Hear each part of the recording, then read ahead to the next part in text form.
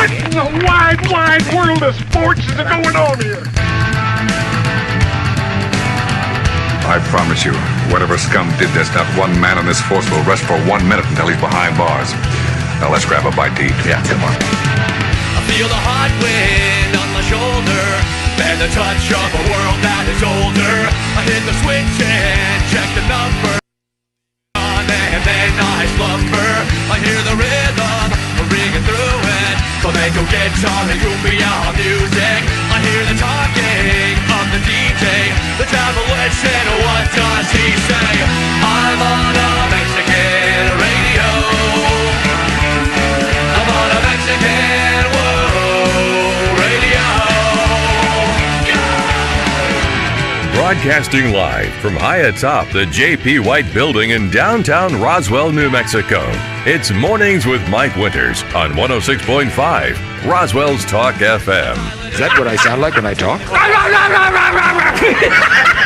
Now, here's your host, Mike Winters. And good morning, one and all. Welcome to Mornings with Mike Winters. I am he.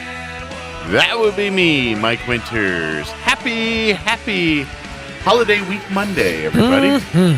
Yeah, it's Christmas week. Yeah, 6 days away. That's right. I'm going to start off the show by congratulating the NMMI Bronco football team on their national championship. Not too shabby. That's right. Had a good weekend Yeah. as they won the NJCAA national championship over the weekend. Got the big welcome reception back into town. Yeah. I even saw they did a piece on, was it KRQE? I think it was. Was it? Their news, just not about the championship. I mean, about the championship, but about the welcome reception. I think it started in Clovis and all the way here to Roswell. They had police processional the entire way, which, I mean, That's awesome. it's nice for a minute, but has to get kind of annoying after like minute 5. No, I don't think so. Just constant. Okay. If they don't expect it, Well- and you come to the state line and everything, and there's a group of people waiting to greet you. That's I don't think that no, gets I tiring. don't mean or that. old. I don't mean that. Not that. Yeah. Not that. Having spent a lot of time at the front of a parade, I got you. it's incredibly. I mean, it's awesome to have all the police and all the firefighters But after a while, like, I like with their to get home, sirens please. blazing, just blasting as loud as sirens get. Yeah. And going 7 miles an hour. It's awesome. I think they went a little fast. To the 45th mile. I think some parts are 7, but I imagine there's parts where they cruise the speed. No, limit, I'm sure it's. And yes, a hero's welcome, absolutely. In absolutely, order. that's great. But yeah, some guys like I gotta go to the bathroom, man. No, there's that one guy that's got to drop a deuce, and it's onesies only on the bus. Or God forbid you're in the underclassmen and you get on the yellow dog. See, that's how it used to be in band. And I don't know if they still do this, but underclassmen got the yellow dog. Yeah. The upperclassmen got the Greyhound. The Greyhound usually was like the fancy one with the fabric seats in the bathroom. Yeah. Yeah. Yeah. I can just a quick story. Not my proudest moment. When I got back from Kuwait, we drank a copious amount of alcohol on the private plane. As one does. Civilian commercial plane. And I had more than most, I You think. had more than your fair share of tiny bottles? I did. Where I had memory loss. Wow. Yeah. I don't. So wait a second. You had your own. What was that? What was that WWF thing? Yes. Yeah. You had your own like terror in the skies incident. A little bit. Yeah. A little bit. No Me Too movement, fortunately. just general dumbness. But when we landed, there was a hero's welcome for us, and I was hung over, and everyone's wanting to shake your hand. And I'm just like, I want to go to bed and drink water. Congratulations. Yeah. Just paint somebody. I'm sure I smelled bad. I just was like... Yeah, flop sweat. Yeah. And they were just wanting to welcome me home. And I'm like, I'm just so hungover right now. It hits different at 35,000 feet, man. Yeah. Yeah, I remember. Ooh, that was a rough one. But congratulations Absolutely. to Broncos. And that's awesome. Great championship. And great to hear for everyone here in our community, and we're all proud and awesome, and can't wait to brag some more on you folks later on here. But We got a pretty full show today. It's holiday week, and we're going to replay a couple interviews, but we will have Margaret Kinnard and Christina Arnold join us later this hour here from the Chaves County Republican Women, and get an update and chit chat with them. We're going to replay some interviews in the 8, 9 o'clock hours. Leah Boone with CVE. We're going to replay her interview. She joined us on Friday. Yes. Just talking just general holiday tips and things like that. Some upcoming things they've got going on at CVE. And then in the 9 o'clock hour, we're going to play our interview with John from Oasis Computers. He joined us on Wednesday talking holiday tech. He's got these laptops that he's ordered in stock that they basically build with you.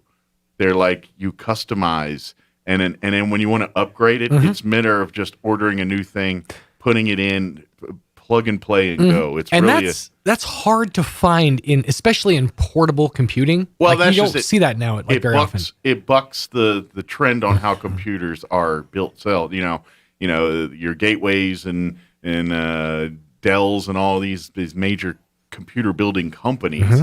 They generally build these computers so when their lifespan's done, they want you to buy a whole new computer, not upgrade what you got. Right. Where this company, Framework, I believe is what it's called, they actually build the computers, and then they say, oh, well, you want to upgrade the motherboard or whatever, it's a phone call, and you really, or an order, and then it comes in, and you can literally plug it in yourself.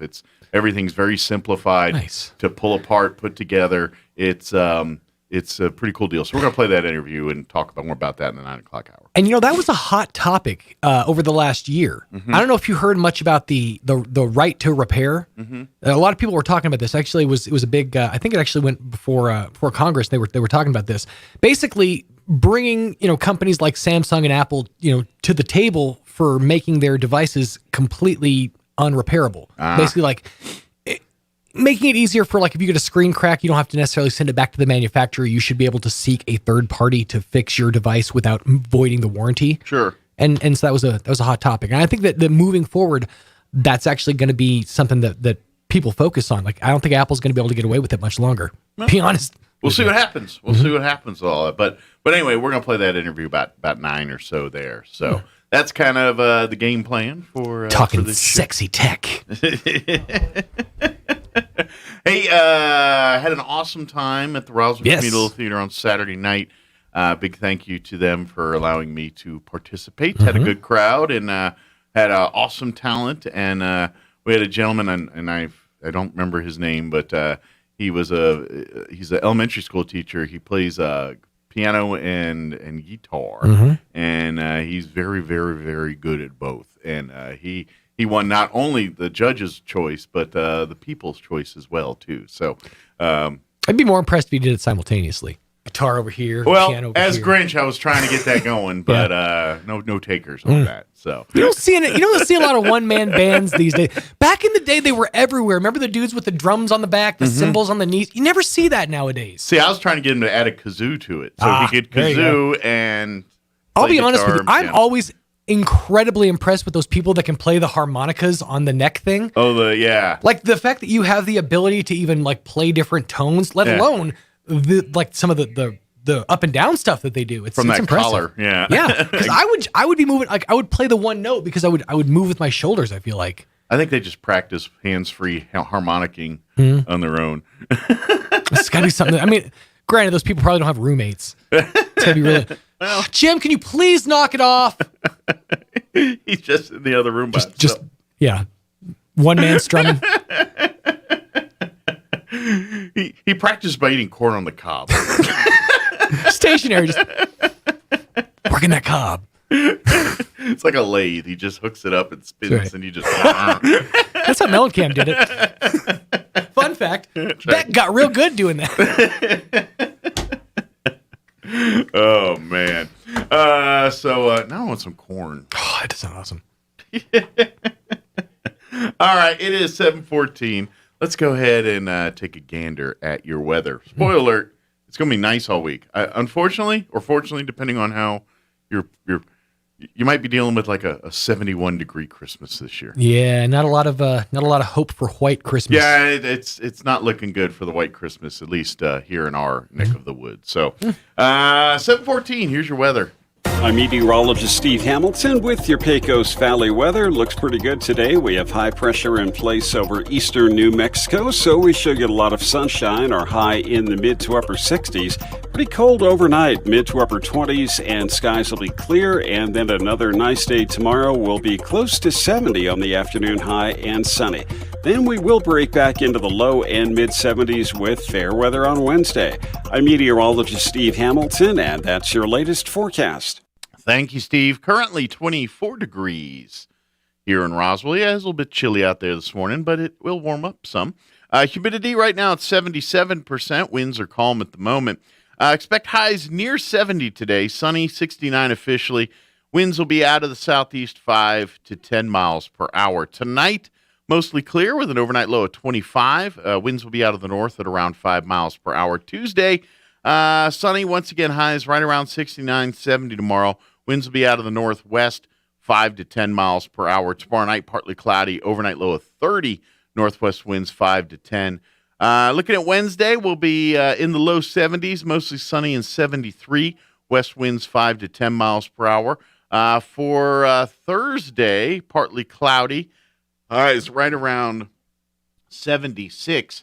For Christmas Eve on Friday, mostly sunny, breezy, but highs in the low 70s, right around 73. And for Christmas Day itself, they're talking mostly sunny skies, a high of 71. So, warm week. Looks like the coldest is today, tomorrow with like 69. The rest we're going to be pretty entrenched in the 70s, mid to upper 70s by Thursday. So, going to be warm Christmas week here for us. All right, 7:16 before we take a break here and then talk with the folks from the Chaves County Republican Women on the other side here. Do want to share with you Plateau's smart home Wi-Fi with Plateau. It's the ultimate Wi-Fi experience. You can get fiber-to-home technology 100 times faster than the average household internet speed. They've got different plans and different options for your family to meet your needs and budget. Right now, you could get their fast plan that gives you true 100 megs of upload and download speed. If that's not fast enough for you, they've got their faster plan, which gives you true 500 megs of upload and download speed. And if for some reason that's not enough for you, then they've got their fastest with that. That will get you 16 gigs of upload and download speed. And the great part is with the fiber, you get those consistent upload and download. A lot of times with other options in high-speed internet, they give you a high download, but the upload's not nearly as impressive. Well, with this fiber technology, it's up and down, same, consistent across the board.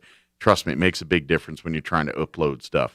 Find the plan that fits your family today. Get the speed you need with Plateau. Tried, true, trusted. Learn more today. Visit their website, plateaufiber.com. All right, it is 7:18. We're going to take a 3-minute break here. Your Roswell Livestock Report with Smiley Wooten happening here in just a second. And then on the other side, we'll have Margaret Kennard and Christina Arnold from the Chaves County Republican Women. Don't go away. We'll be back. You're listening to Mornings with Mike Winters.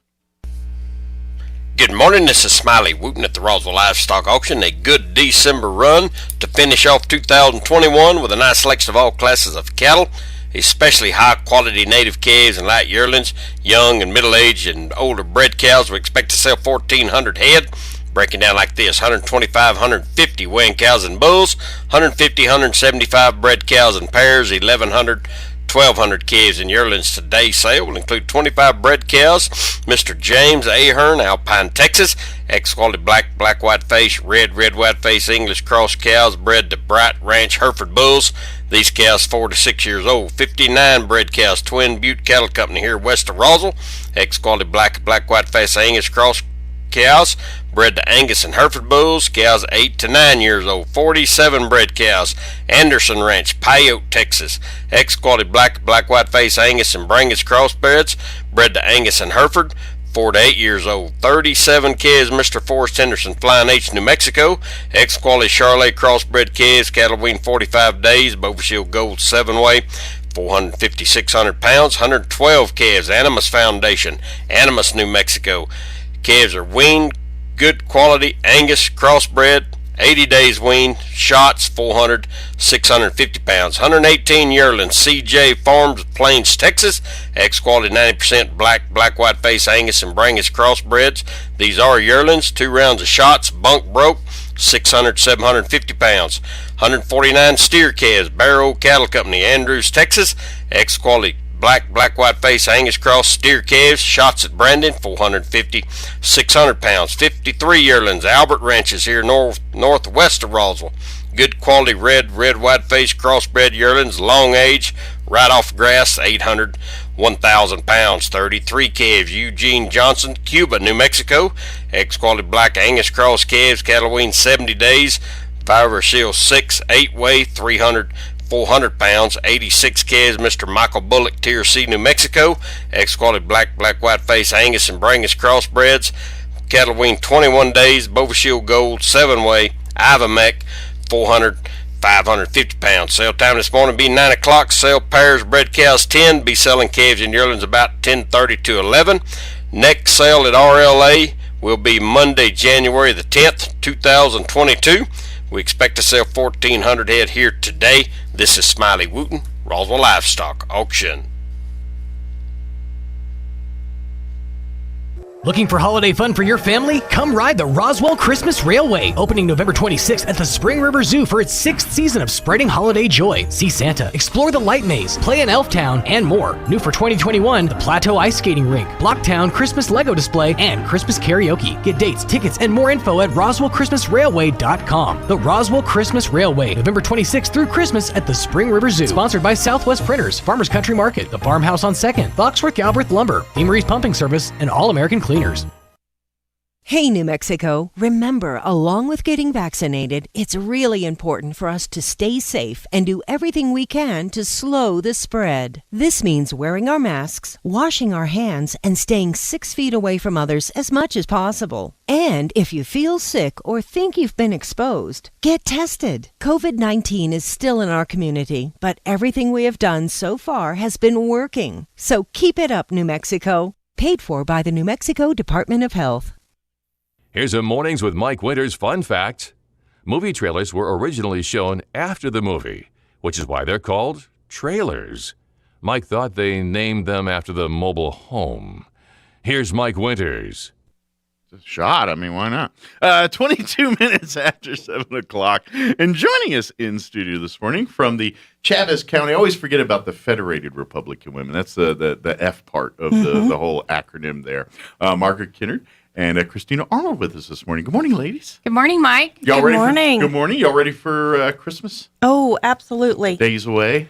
Yeah, days of doing nothing. Of course, I'm excited. Margaret's got to buy more gifts this year. Well, it's funny. All I've gotten her so far is a book, and I don't think we're going to do anything else.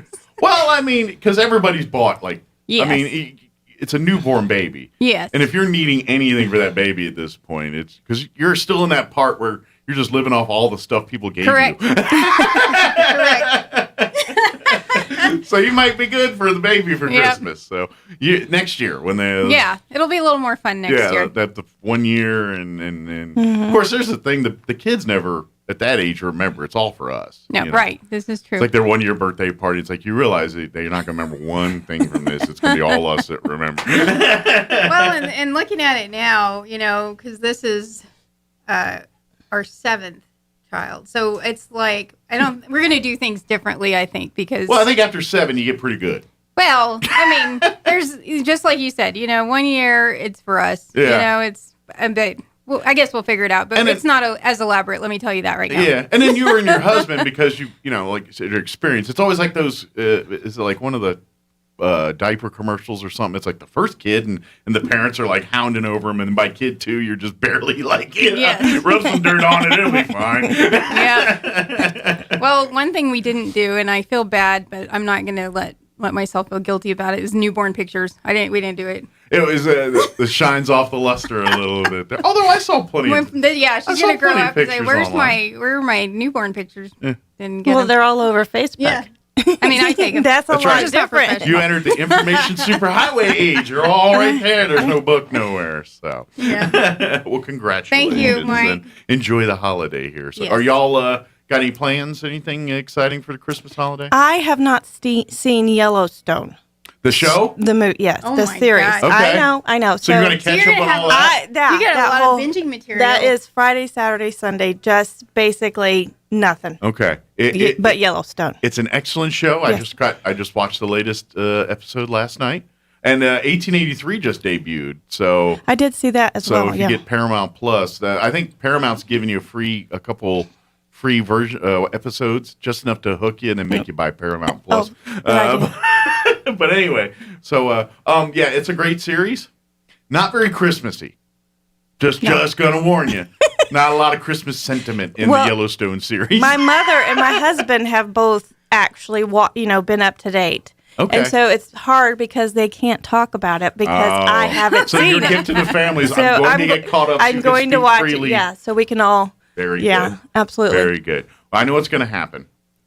Oh, no. No, I mean, I know the show, but I know what's going to happen. Okay, yeah. You, like every other woman on the planet, is going to fall in love with the ranch hand. Okay. Am I wrong? He's... I've heard more people going. No, I agree with you, but then you realize who he is, and for me, I'm like, oh. All right, the flowers done fell off the bloom. Yeah, there? well, I'm like, it's that guy. Okay. All I know is my mother-in-law. I think even my wife. There's several and everything I see on Facebook. They just the ladies are loving the ranch hand. Just saying, he's a fetching man and he's tough. Does he have an Irish accent? No, he don't need it. That's usually what I like. Oh, he don't. He's got all of that minus the Irish accent. Okay. So I think that's why women swoon. Okay. I like the character, but when I realized who the actor was, I was like, oh. I don't know why. That did it. That just kind of yeah. Just ruined the fantasy for you. Well, Sorry. I do know who you're talking about. Not that I've seen it, but because I saw Side by Side and sure. Cole You're a Hauser, woman and you hung out in circles, and I'm sure they I saw it in a magazine, so I kind of get what she's saying because Cole Hauser is nothing like right. So it'll be interesting. But you know what's interesting about him is he's married to a Doublemint twin. Do you remember the Doublemint twins? Oh, yes. Really? He's married to one of them. Yeah, I did not know that. Yeah, I kind of forgot about them, but one day I looked him up because I was like, "Who is this guy?" And then I realized. I gotta go back and dig up the commercial. Like the one on the left or one on the right. Yeah, and good luck telling them apart. I mean, Well, I didn't learn something new every day here. Yeah. All right. Well, I probably should talk about what is the matter at hand here. Let's get to business. I learned a lot about here. So I guess before we get too deep in anything, kind of just tell everybody what the Chavez County Federated Republican Women, what the organization's about. So it's considered a club is I think it's about 50. I want to say it's about 50 years old here in Chavez County. Okay. We'll have to get some more info on that. I remember like at 45 we did something commemorating the start of it. But I've been involved probably for the last 6 years in different capacities. Mm-hmm. And this year I'm president, and this year Christina is the first vice president. All right. So trouble's afoot. We got these two in charge. Huh? Well, we do make waves. You're actually accurate. It's like, no, you're spot on. but with the two of us, we're very, very active. Cool. Sure. But yes, some waves. Good deal. But really, I mean, obviously people can figure out, through the title that you guys, work together as a group and here to support and to help raise awareness for the values of the Republican Party here in Chavez County. Exactly. That's obviously, goal number one here. But really, it's an organization for women to meet and socialize, obviously, but also get involved and informed on on issues impacting Chavez County at our level, but state and federal level too, as well in some aspects. I think we're one of 16 in New Mexico. Okay. Federated Republican groups. I was thinking back over, because this is the end of my first year in my term. And so looking back, we had speakers. We bring speakers into our monthly meetings. So let me go back there. We meet monthly. Anyone can come. Okay. But we do have memberships, and we do. And I'm assuming to be a member, you have to be a registered Republican. Yes, you do. And a female. No. Well, you do need to be actually in the women. To be a member, you can be an associate. But you can be an associate. We have associate members. Okay, you can be like on the side club there, kind of. But I mean, we all like. Y'all. Anybody under 18 is considered an associate. Gotcha. So a man can be an associate. A girl that's under 18, or under 18 can be an associate. But I guess the voting members of the organization have to be Republican and have to be female. Yes. Gotcha. Now, I will also say that we are the largest club in the state. Yes. Okay. Yes. And we've had that title for several years. I think a few years ago we weren't, but and that is all thanks to Joan Bouet. Absolutely, she's our membership chair. She does a great job. Get membership and say, "What are you doing? You look like a nice lady. What are you doing?" Well, what's interesting is we have 17,000 registered Republicans in Chavez County. And so of that, we have 150 this year. That's 150 regular members, right? Okay, but that's not including the associates. But room for growth. For growth. Always. Yeah. And that's what we're trying to do. Christine and I are really trying to educate people that we do. The good thing about our meetings is I was looking back, and we had Steve Pierce come in January of this year. I'm already in next year. After the last 2 years, for everybody, COVID. dates, times have all bled together. I'm all messed up. Yeah, you're like, what year was that we did that? Was it that was just 2 months ago? Yeah. Dang. Yeah. Right. But so we're all in that world. So it's not just you. So we pull in speakers that will educate us and bring something relevant. We've had our Congresswoman Yvette Harrell come and speak. Susanna Martinez. That was actually a really interesting. I hadn't met her yet. I have yet to hear someone who's had an opportunity to hear and speak with Governor Martinez that hasn't walked away like, oh my gosh, that woman is so impressive. Isn't she? I've heard. I mean, I've only talked to her bits and pieces. I've never really got a chance to talk to her, but to a person, everyone I've talked to, they've said, oh my goodness, she's just a delight to sit down and talk with and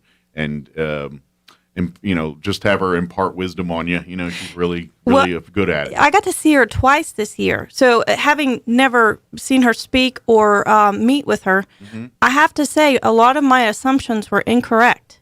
And it was really nice to actually have the opportunity to do that. I think a lot of people make assumptions, and it's better to sit down and have coffee. Especially when they're people that are on your TV all the time. You know what I mean? And it's easy to make an assumption or be skewed by whatever is out there, and then you get your own chance to formulate something. You're like, all right, that wasn't quite what I expected. And I think it's easy to do that, especially with a political figure. Oh, absolutely. You don't consider them a person to an extent. In that world, you either. It's by design.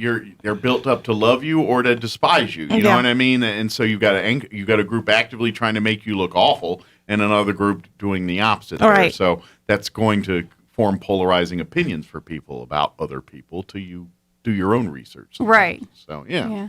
So and that's really part of what the Federated Republican Women are all about, is giving you that chance to be that resource and say, hey.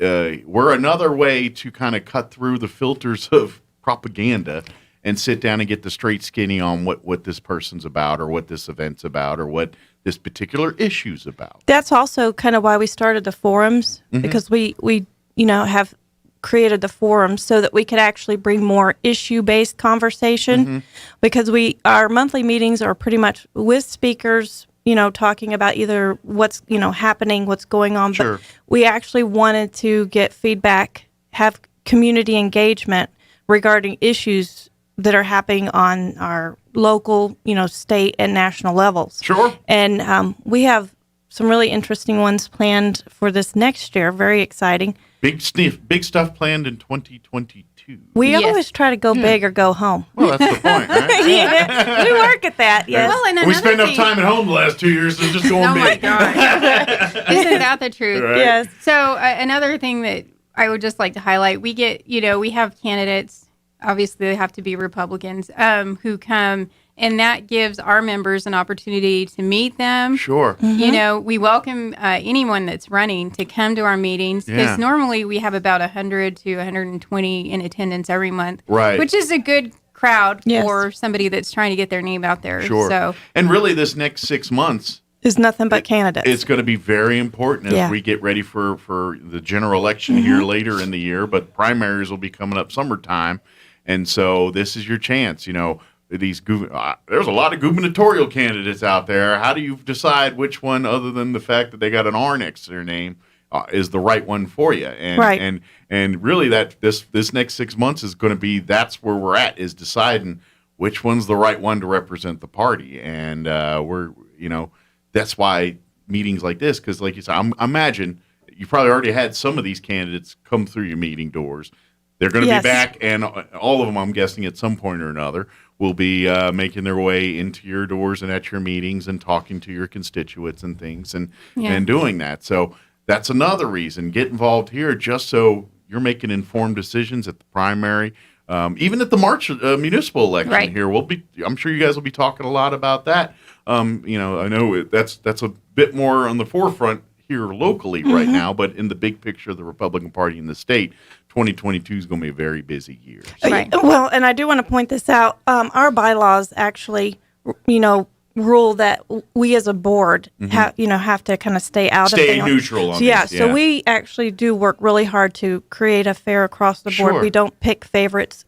Everyone, when we have the events for specific races, everyone is invited. Emails go out to every single. We don't actually try to control who's going to have more exposure. To be a platform for others to come and make their own decisions. We create opportunities for them. Much like I know both of you involved in Leadership Roswell and the Alumni Association, exact same mantra and mindset there, which, by the way, put February 1st on your calendars. Yes, it is. That's the municipal election candidate form. That's put that. No, it's going to be just, if you remember how well done the others have been over the last several years here. We're going to have more of that here February 1st. Whoever's running for mayor and the 5 city council positions, that'll be open because obviously January, is it 4th, I think?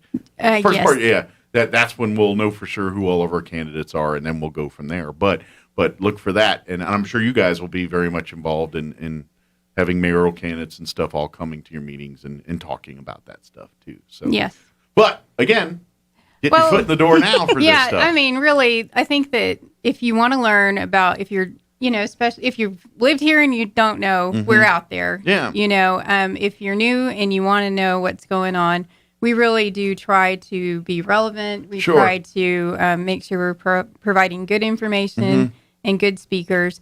And also it gives you an opportunity to volunteer because, you get involved and then you can meet these candidates and perhaps help them on their campaign. Sure. Like if you're saying I want to get involved in a candidacy, but I'm not sure which candidate I need to back right now. Well, there's a lot of people in that same boat as you are. Come to these meetings, learn, and then when you've decided, when you heard what you had to hear and talk to and ask the questions you need to ask, then you can make that decision. Now you're hitting the ground running, and you're part of that campaign. If you want to, obviously, it's up to you. But if you're looking to get more involved, this is a great foot in the door or opportunity to first find out where you want to get involved, and then find your level and desire on how much you want to get involved. So and I do want to express it's not a private club.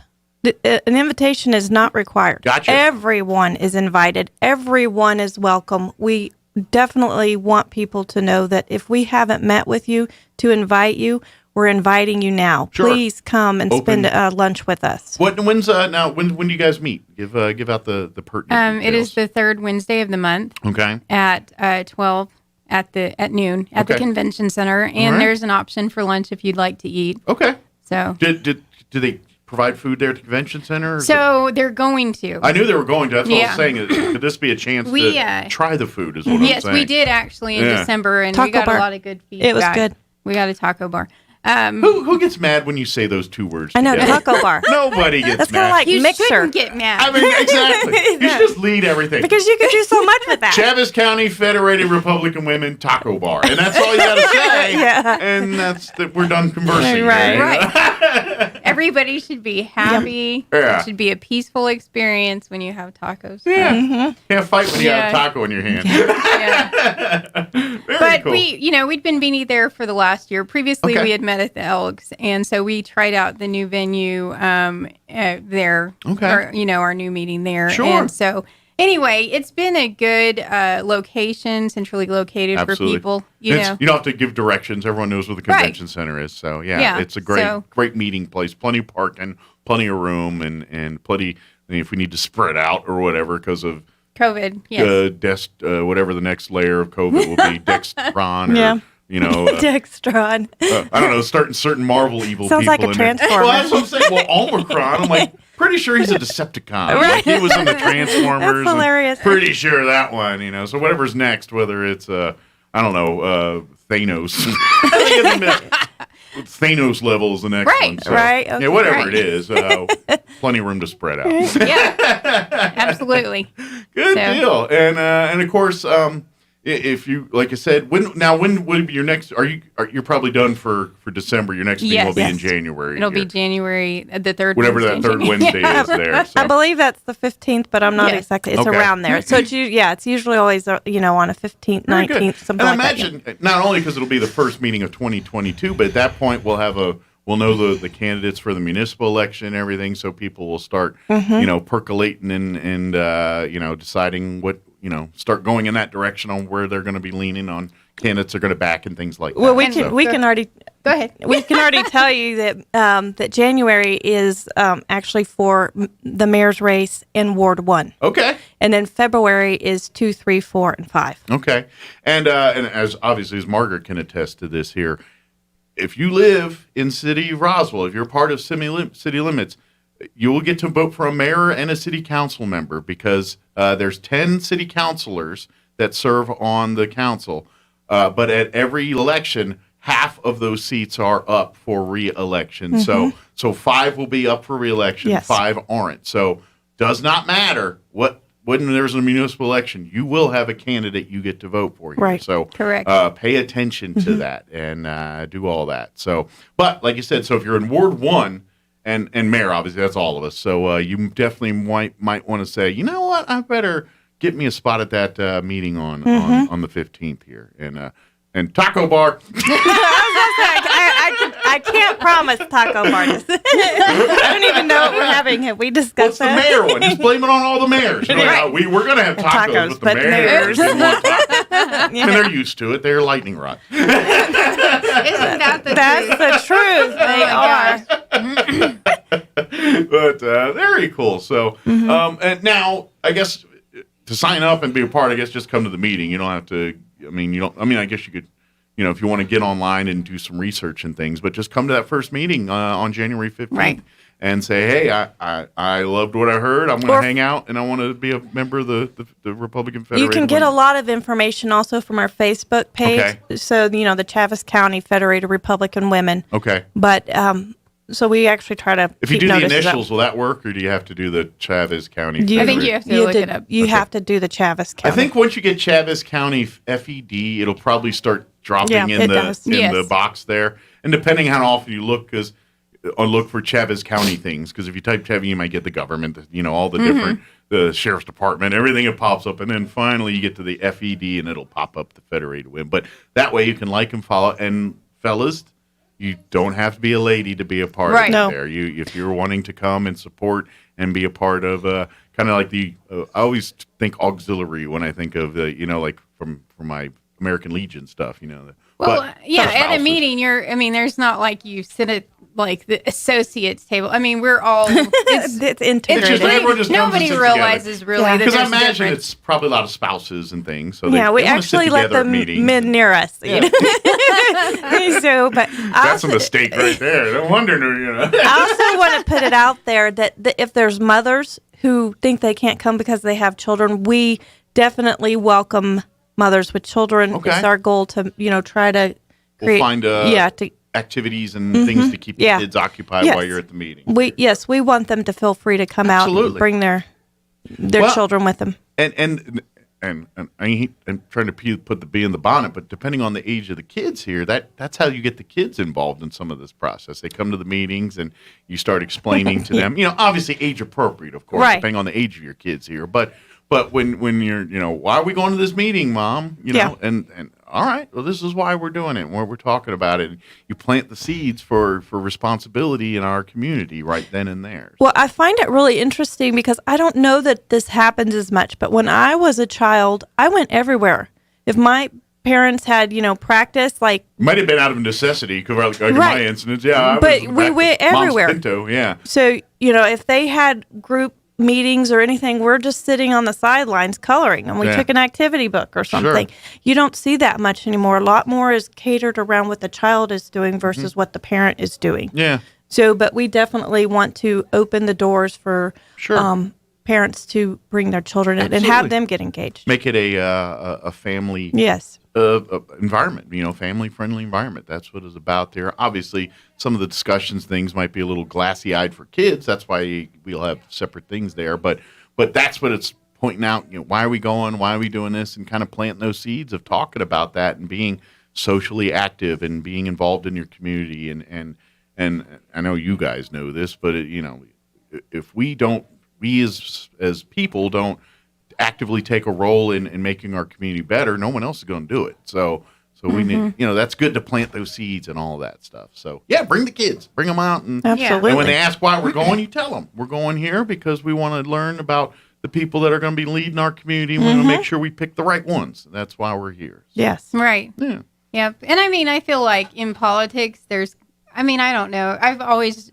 kind of drug my kids around to stuff and, well, you're actively involved, so you're like, hey, I'm going to teach the process as I do it. Yeah. My newborn's been to board meetings already and been to our monthly meeting. Well, there was 7 kids. You're going to need a big voting booth to let all those kids in to vote when you go to vote here. Like, can I go in 2 ways? I'm only voting once, I promise, but I got a lot of kids. I want to show them all the voting process. Yeah. Well, I look at Jason Perry. He has a lot of kids, too. That's right. Yeah, ask Jason how he does it. He always has a kid with him anywhere he goes, So, I just, I feel like we want to, I feel like there's a lot of stereotypes around the Republican Party, Republican women that I think we are actively trying to dispel or change. Yes, absolutely. And then some of them are true and proud of. We talk about, and what I mean by that is the values and things like that. The principles that the Republicans represent. Those aren't.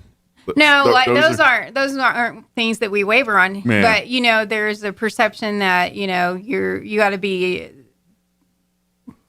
I mean, do we go there? I know what you're talking about. You have to be there's a certain white. You have to be wealthy. A certain wealthy. Status, you had to like the pinky with the T, and it's hoity-toity, and it's like no, it's very down to earth. It's very come as you are. Absolutely. It's very informal as far as the environment, but very important in which the discussions and things. It's like, look, you don't have to come in from a certain status or and maybe that's our heritage where, we come from England and of course the aristocratic types are the ones that kind of run the world and, we'll give you common guys a say too. But that's kind of how that's run and we come from that. So there is an automatic, I think, just from our own history of you must be of the elite to be a part of the decision-making process. And that's what you're dispelling is saying, what? No. Doesn't matter if you're aristocratic or, where you're coming. You know where I came from? My parents, were farmers or whatever, and we worked sun up to sundown. Come as you are. This is, if you live in Chaves County and you want to be active in making our place a better community, that's really the only requirements here. Now, to be a voting member, you also have to be a registered Republican and a woman, but to come to the meetings, to hear what has to be said, to speak your opinion in that meeting. You just got to be breathing and want to be there. Yeah, and there's actually a great opportunity for people because the meeting starts at noon. Okay. But the doors open at 11:30. Okay. So you have a good 20 minutes to network or chit chat and meet people. To meet people, it's or really, get in on the taco bar. Right. Well, and it's funny because we're like trying to get people out, but they want to stay and talk, which is fine. Yeah. We really like that. But if you come early and you stay late, you're most likely going to get to talk to one of our one of the community leaders or one of the community speakers from our state or the candidates. There's a good opportunity. And that's the thing too, is getting the candidates here, because the candidates, though, are out promoting themselves and trying to get everyone to vote for them, are also learning about what the needs of the community are at the same time. It's a give and take there. So those conversations between we, the public, and the candidate is very important, and not just the formal them up on the podium talking. It's before and after, where you're bending in their ear and you get to say things like, a problem in our community is this. Is this something that you can, as mayor or a city councilor or as governor or as representative, you can look at here? And that's your one-on-one time, and that's a unique thing that you don't get in a lot of circles, and that's a perk at being part of the Republican Federal Way. You've got these candidates literally right in front of you. You get a chance to ask, talk, anything that's your concerns and issues. You don't have to have that filter of a interviewer or a news outlet or someone just relying on it. You're there, the candidate's right there. You get to say, this was what I'm wondering about. What are you thinking about it? And you get to hear the straight scoop without the filter, and then you can make your decision accordingly. But that's another opportunity. And I say that, I feel like Travis County has a real, has a lot of leverage as far as who comes here, because this is a stronghold. So many candidates they know that this is important to come to Travis County and Southeast New Mexico. It's part of the stops. Right. Yeah, exactly. And that's why also when people say that your vote doesn't count, I think I just put vote and count together. You can tell it's early. And a holiday week. That's true. Okay, so a lot of people are concerned that their vote doesn't count. Yeah. And I think every vote counts because a lot of our politicians look at who turns out.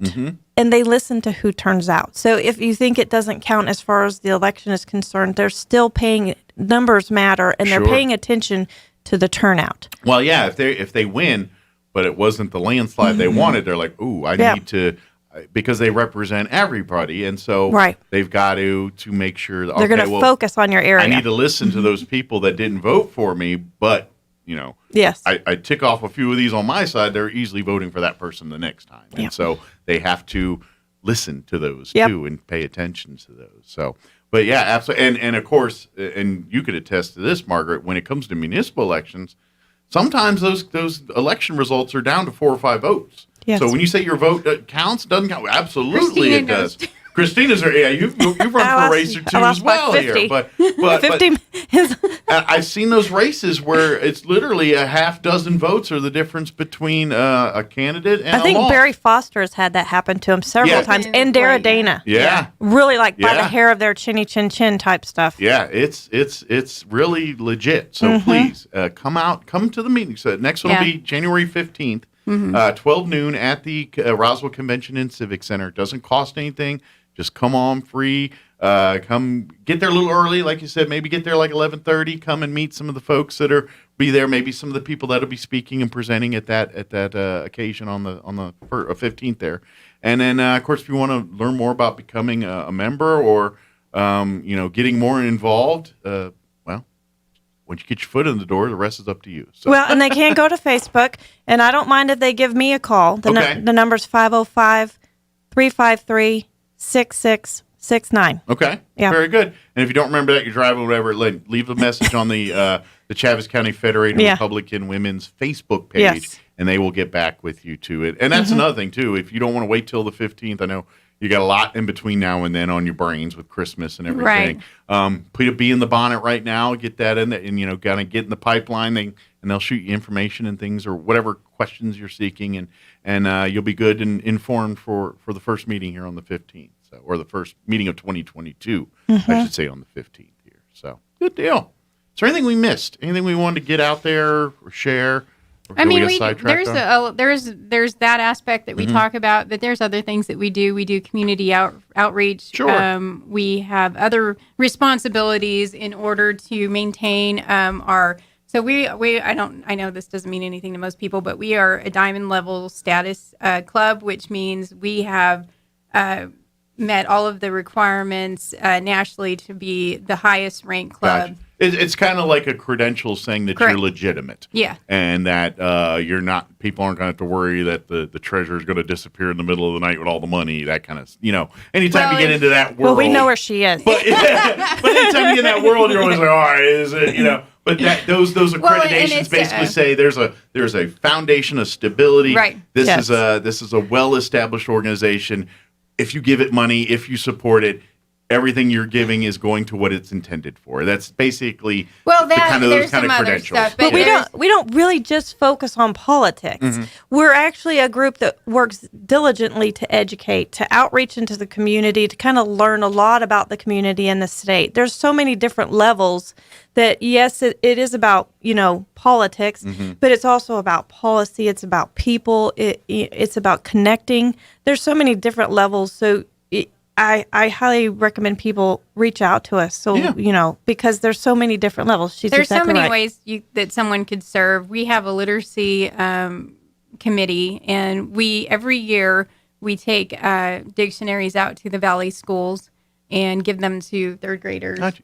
So when it's when it's not election years and things like that. Well, even in election years, we do that. But your focus is tackling on community problems, and tackling those things that we in society want to get, and obviously education, literacy. That's and we've had these conversations like the Literacy Council, Roswell Literacy things.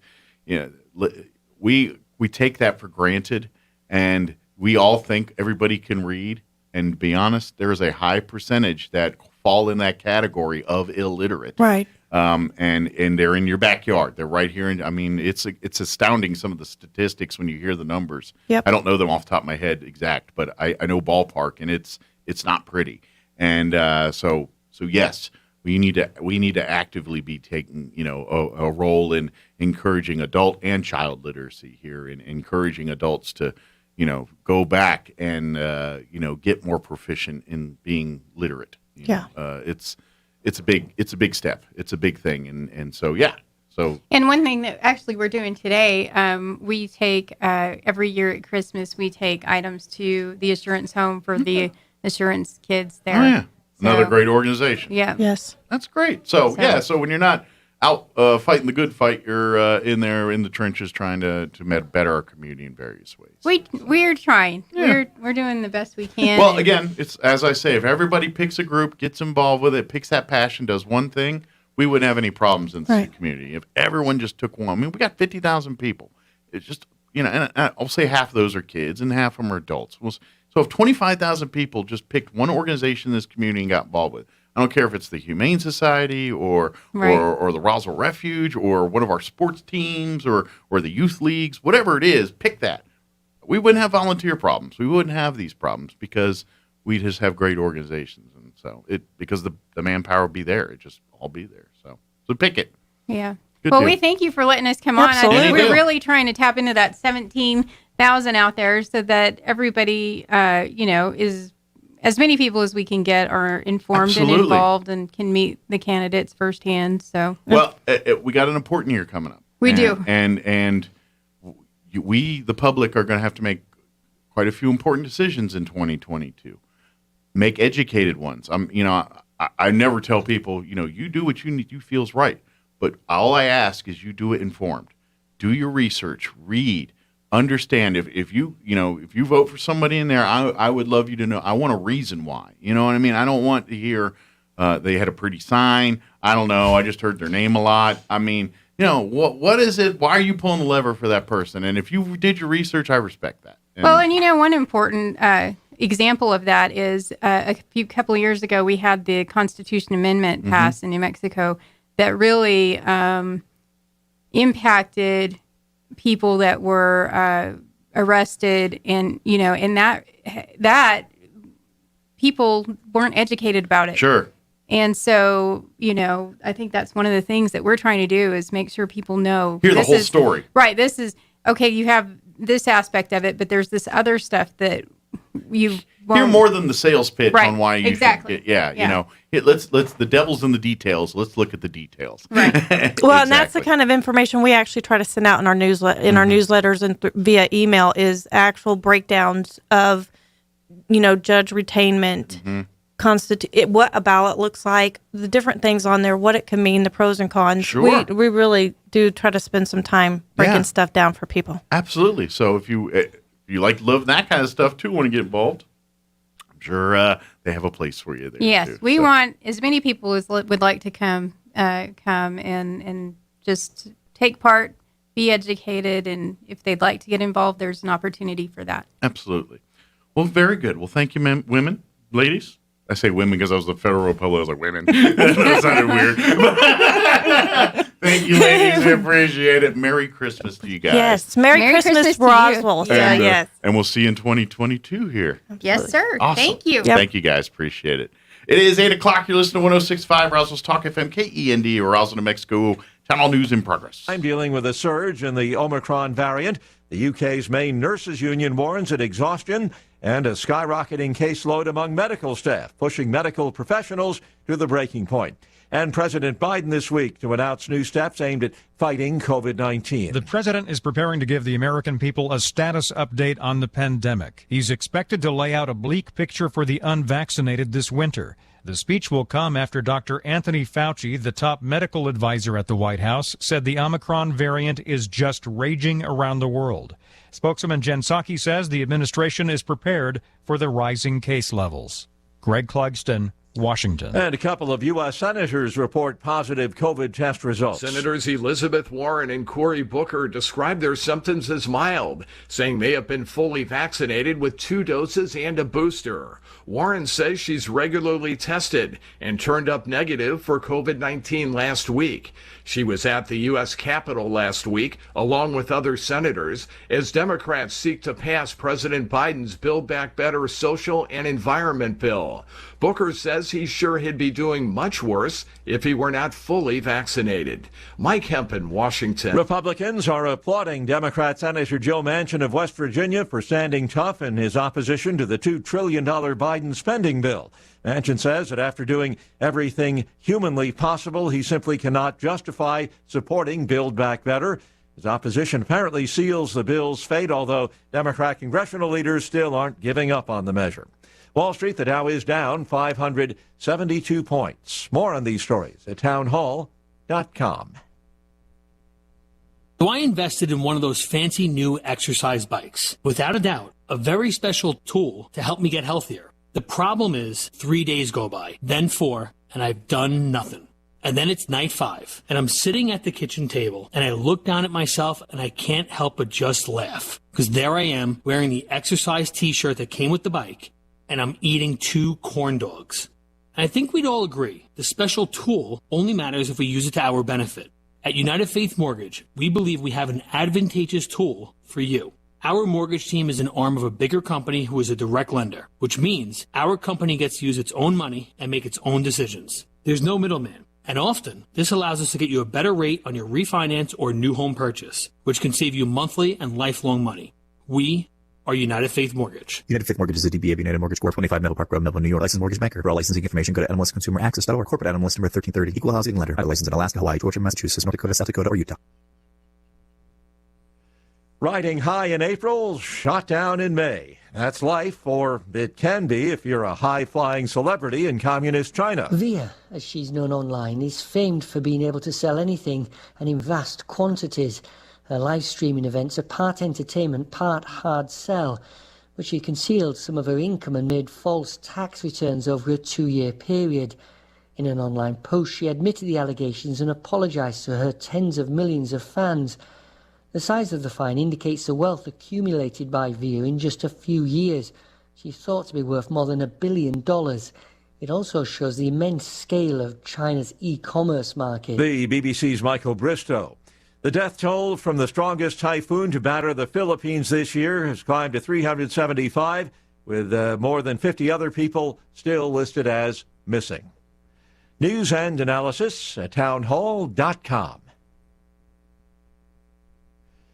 A veteran Georgia politician who won the respect of colleagues on both sides of the aisle has passed away at the age of 76. Johnny Isaacson, an affable Georgia Republican politician who rose from the ranks of the state legislature to become a U.S. senator, has died. The passing was confirmed in a news release from Georgia Governor Brian Kemp's office. In 2015, Isaacson disclosed that he had been diagnosed with Parkinson's disease. He remained in office until the end of 2019, retiring 2 years before the end of his term. In the Senate, Isaacson was known as an effective behind-the-scenes consensus builder. His own views on flashpoint issues such as abortion became more conservative over the years as Georgia's own politics shifted from blue to red. I'm Shelley Adler. And watching Wall Street, the Dow is down 561 points, the NASDAQ off 208 points. More on these stories at townhall.com.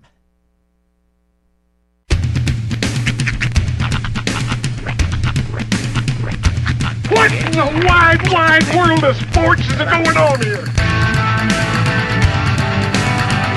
I promise you, whatever scum did this, not one man on this force will rest for 1 minute until he's behind bars. Now let's grab a bite to eat. Yeah, come on. I feel the hot wind on my shoulder and the touch of a world that is older. I hit the switch and check the number, and then I slumber. I hear the rhythm ringing through it. Flamenco guitar and cumbia music. I hear the talking of the DJ. The travel listen, what does he say? I'm on a Mexican radio. I'm on a Mexican radio. Broadcasting live from high atop the J.P. White Building in downtown Roswell, New Mexico. It's Mornings with Mike Winters on 106.5 Roswell's Talk FM. Is that what I sound like when I talk? Now, here's your host, Mike Winters. And good morning. It is 6 minutes after 8 o'clock. Welcome to hour number 2. The deuce. Mornings with Mike Winters. So the juice, there was some fluid over here. Did you get juicy? It was oddly moist on my side of the table. That was my old radio name. Oddly moist? Oddly moist. Oddly moist in the morning. Admittedly, when you're moist in the morning, it's odd. No matter what's going on, it's a little odd. You know what I've had that's kind of odd?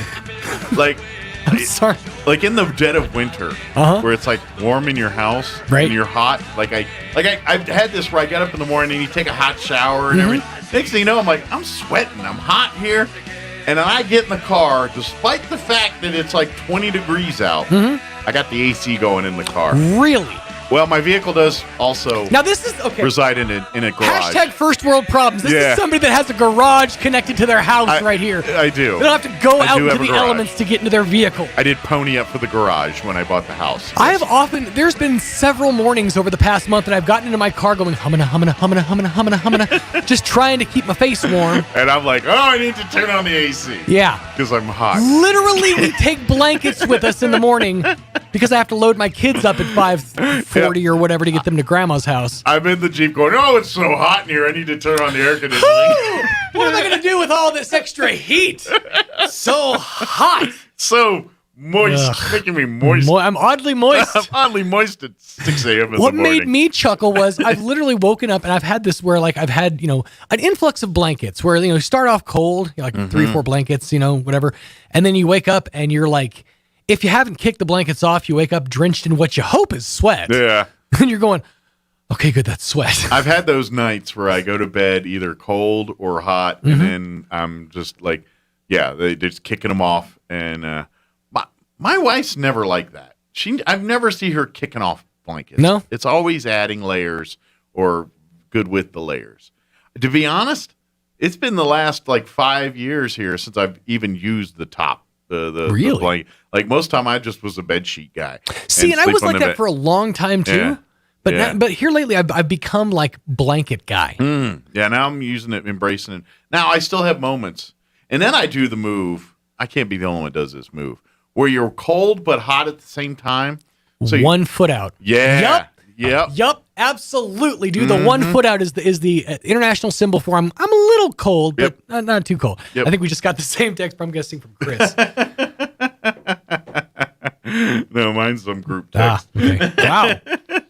All right. Is it the same group text? I'm guessing. Weird clown face you just got greeted with. How you doing?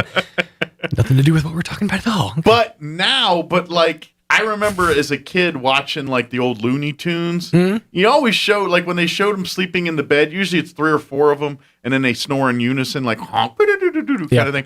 But all of them had like the blanket up right to their neck, and then their feet hanging out at the bottom. Right. And I always think, well, that's stupid. But now as an adult, I'm like, nope, that's brilliant. You know what? That's the way to sleep. I'll go a step further, and let me see if you recognize the reference. I'll go Showgirls poster. Okay. You know what I'm talking about?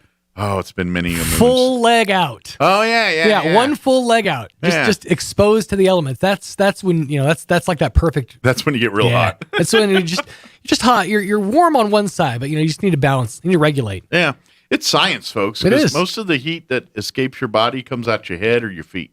So that's I still have an air conditioner going in my room. Do you? Literally, dude. Nothing wrong with that. Yeah. I got the fans Except going. for the fact that I have I shower in the same room, and so it's. Yeah, it gets a little interesting in the morning.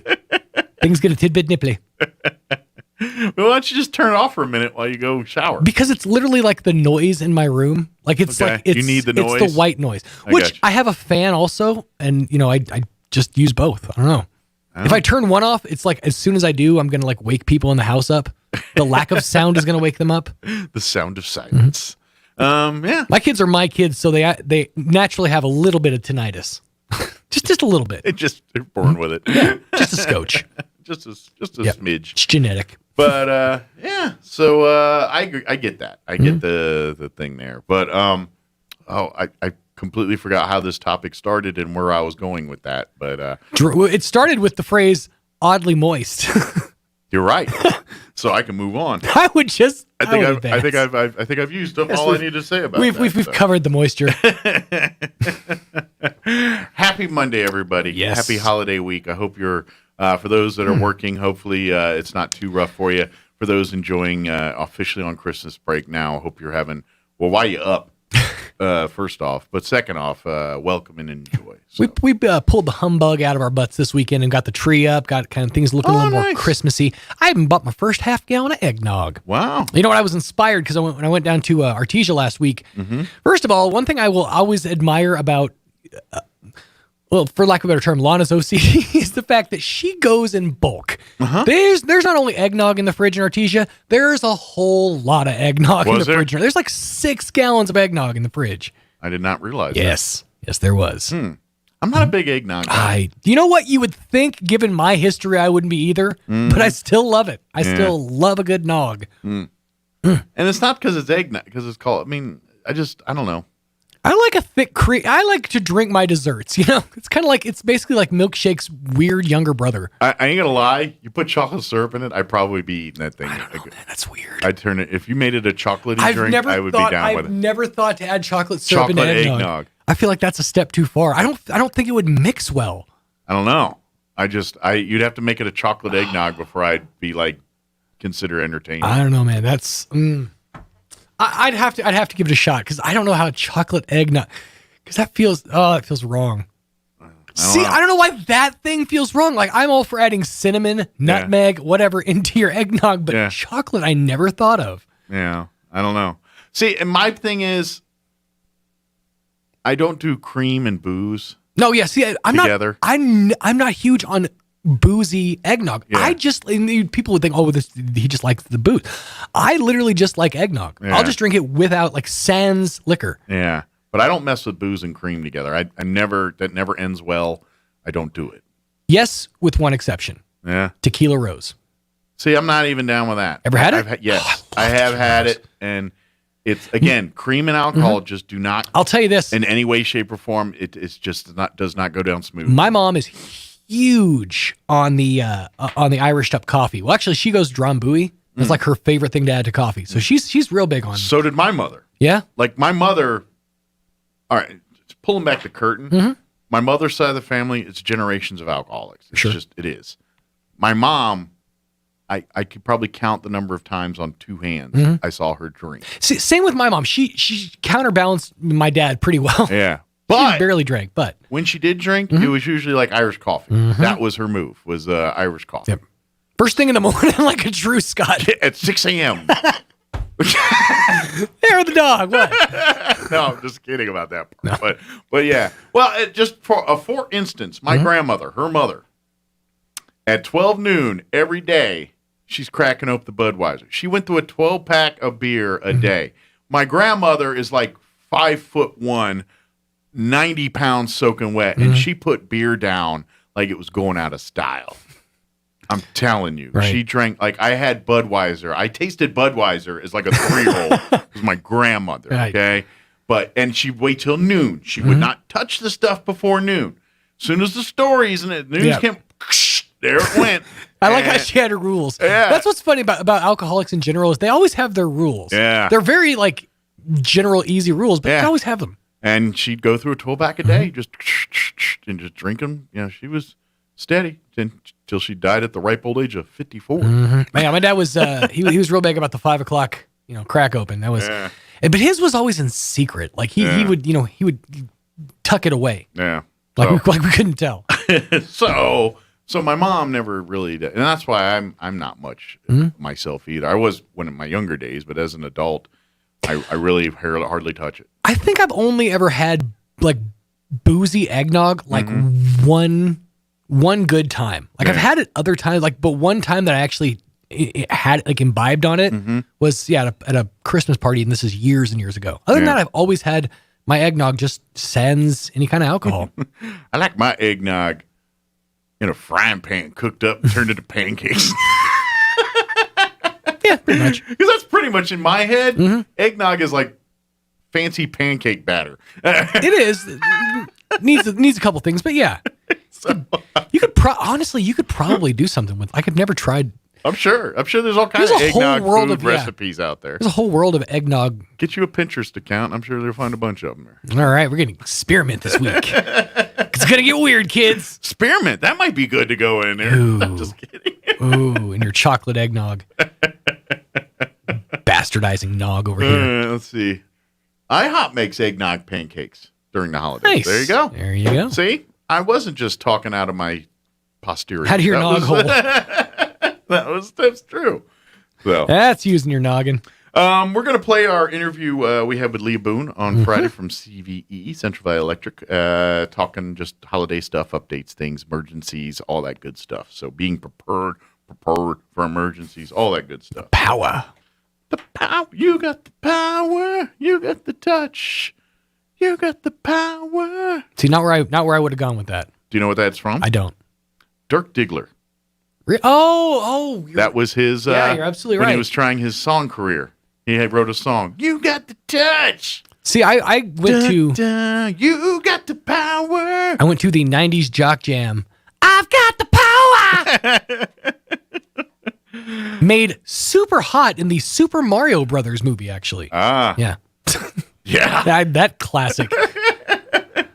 From the creators of Super Mario Brothers, the movie. That's almost as bad as saying, that got big in the He-Man movie. That was big in Masters of the Universe, 87, I believe. Not even Dolph Lundgren could save that thing. All right. It is 8:17. Let's get you up to date on the weather. It's a pretty mild Christmas week here as far as weather goes. I'm meteorologist Steve Hamilton with your Pecos Valley weather. Looks pretty good today. We have high pressure in place over eastern New Mexico, so we should get a lot of sunshine. Our high in the mid to upper 60s. Pretty cold overnight, mid to upper 20s, and skies will be clear. And then another nice day tomorrow will be close to 70 on the afternoon high and sunny. Then we will break back into the low and mid 70s with fair weather on Wednesday. I'm meteorologist Steve Hamilton, and that's your latest forecast. Thank you, Steve. Currently 24 degrees here in Roswell. Humidity is at 77%. Winds are, in fact, calm at the moment. Sunny today. Expect highs near 70, 69 officially, with southeast winds 5 to 10 miles per hour. Tonight, mostly clear with an overnight low of 25 degrees. North winds at around 5 miles per hour. Tuesday, sunny. Once again, highs right around 70, 69 officially tomorrow. Northwest winds 5 to 10 miles per hour. Little warmer Tuesday night. Overnight low of 30 under partly cloudy skies. Northwest winds 5 to 10 miles per hour. Wednesday will be in the low to mid 70s, 73 officially for a high on Wednesday. West winds 5 to 10 miles per hour. 38 for an overnight low Wednesday night under mostly cloudy skies. Thursday, partly cloudy, highs 76. So warm on Thursday. Mostly cloudy, overnight low of 48 Thursday night. And then Christmas Eve, Friday, mostly sunny, highs around 73. They do say might be a little breezy on Friday. And then for your Christmas Day, mostly sunny skies with a high of 71. So pretty mild week overall there as far as temperatures go. Shouldn't be much of a problem as far as weather around here locally. All right, it is 20 minutes after 8 o'clock. Let's go ahead and take a quick commercial break. And then on the other side of the break, we're going to play our interview we had on Friday with Leah Boone from Central Valley Electric Cooperative. Don't go away. You're listening to Mornings with Mike Winters. This is Tim Jennings, your former state senator. I'd like to wish you and your family a Merry Christmas and tell you why I've decided to run for mayor of Roswell. I believe Roswell can and should be doing a lot better. But right now, we just don't have the leadership for our city's needs. Rather than the current mayor's $35 million voter-rejected boondoggle to build a public safety complex, I'll get back to the basics and fighting crime by putting more cops on our streets. I'll cut the fees the city has raised on everything from the adult center to the zoo, even at the Veterans Cemetery. As your mayor, I'll bring jobs to our city and make sure that road and infrastructure projects are completed quickly. Again, this is Tim Jennings running for mayor of Roswell.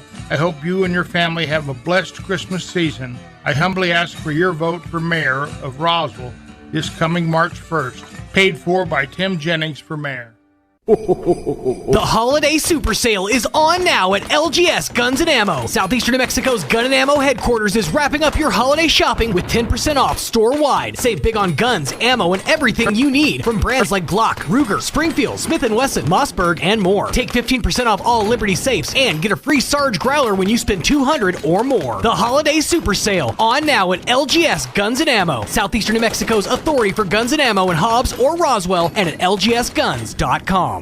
Having trouble keeping up with the conversation? Here on Earth Hearing Center can help. Here on Earth is locally owned and operated and have been serving Southeast New Mexico since 1955. Let their experience help you with a free hearing assessment. If you do need a hearing device, they will guide you through every step of the process. They accept all types of insurance, including Medicaid, and all of their devices are made right here in the USA. Call and schedule your appointment today, 575-622-0375, or come by 2800 North Main, Suite 2, across from Target in Roswell. Here on Earth Hearing Center, get back in the conversation. Nook's Asian Market brings the flavors of the East to you with new winter hours. The restaurant is now open 11 a.m. to 6:30 p.m. and the store 11 a.m. to 7 p.m. every day. Be sure to get your last order in by 6:30 p.m. Delicious, authentic dishes, including a variety of Thai noodle soups, dried egg noodles, dumplings, and more, served at your table or to go. While you wait, browse the store with lots of fresh new ingredients like galunga, lemongrass, lime leaf, and Thai chili.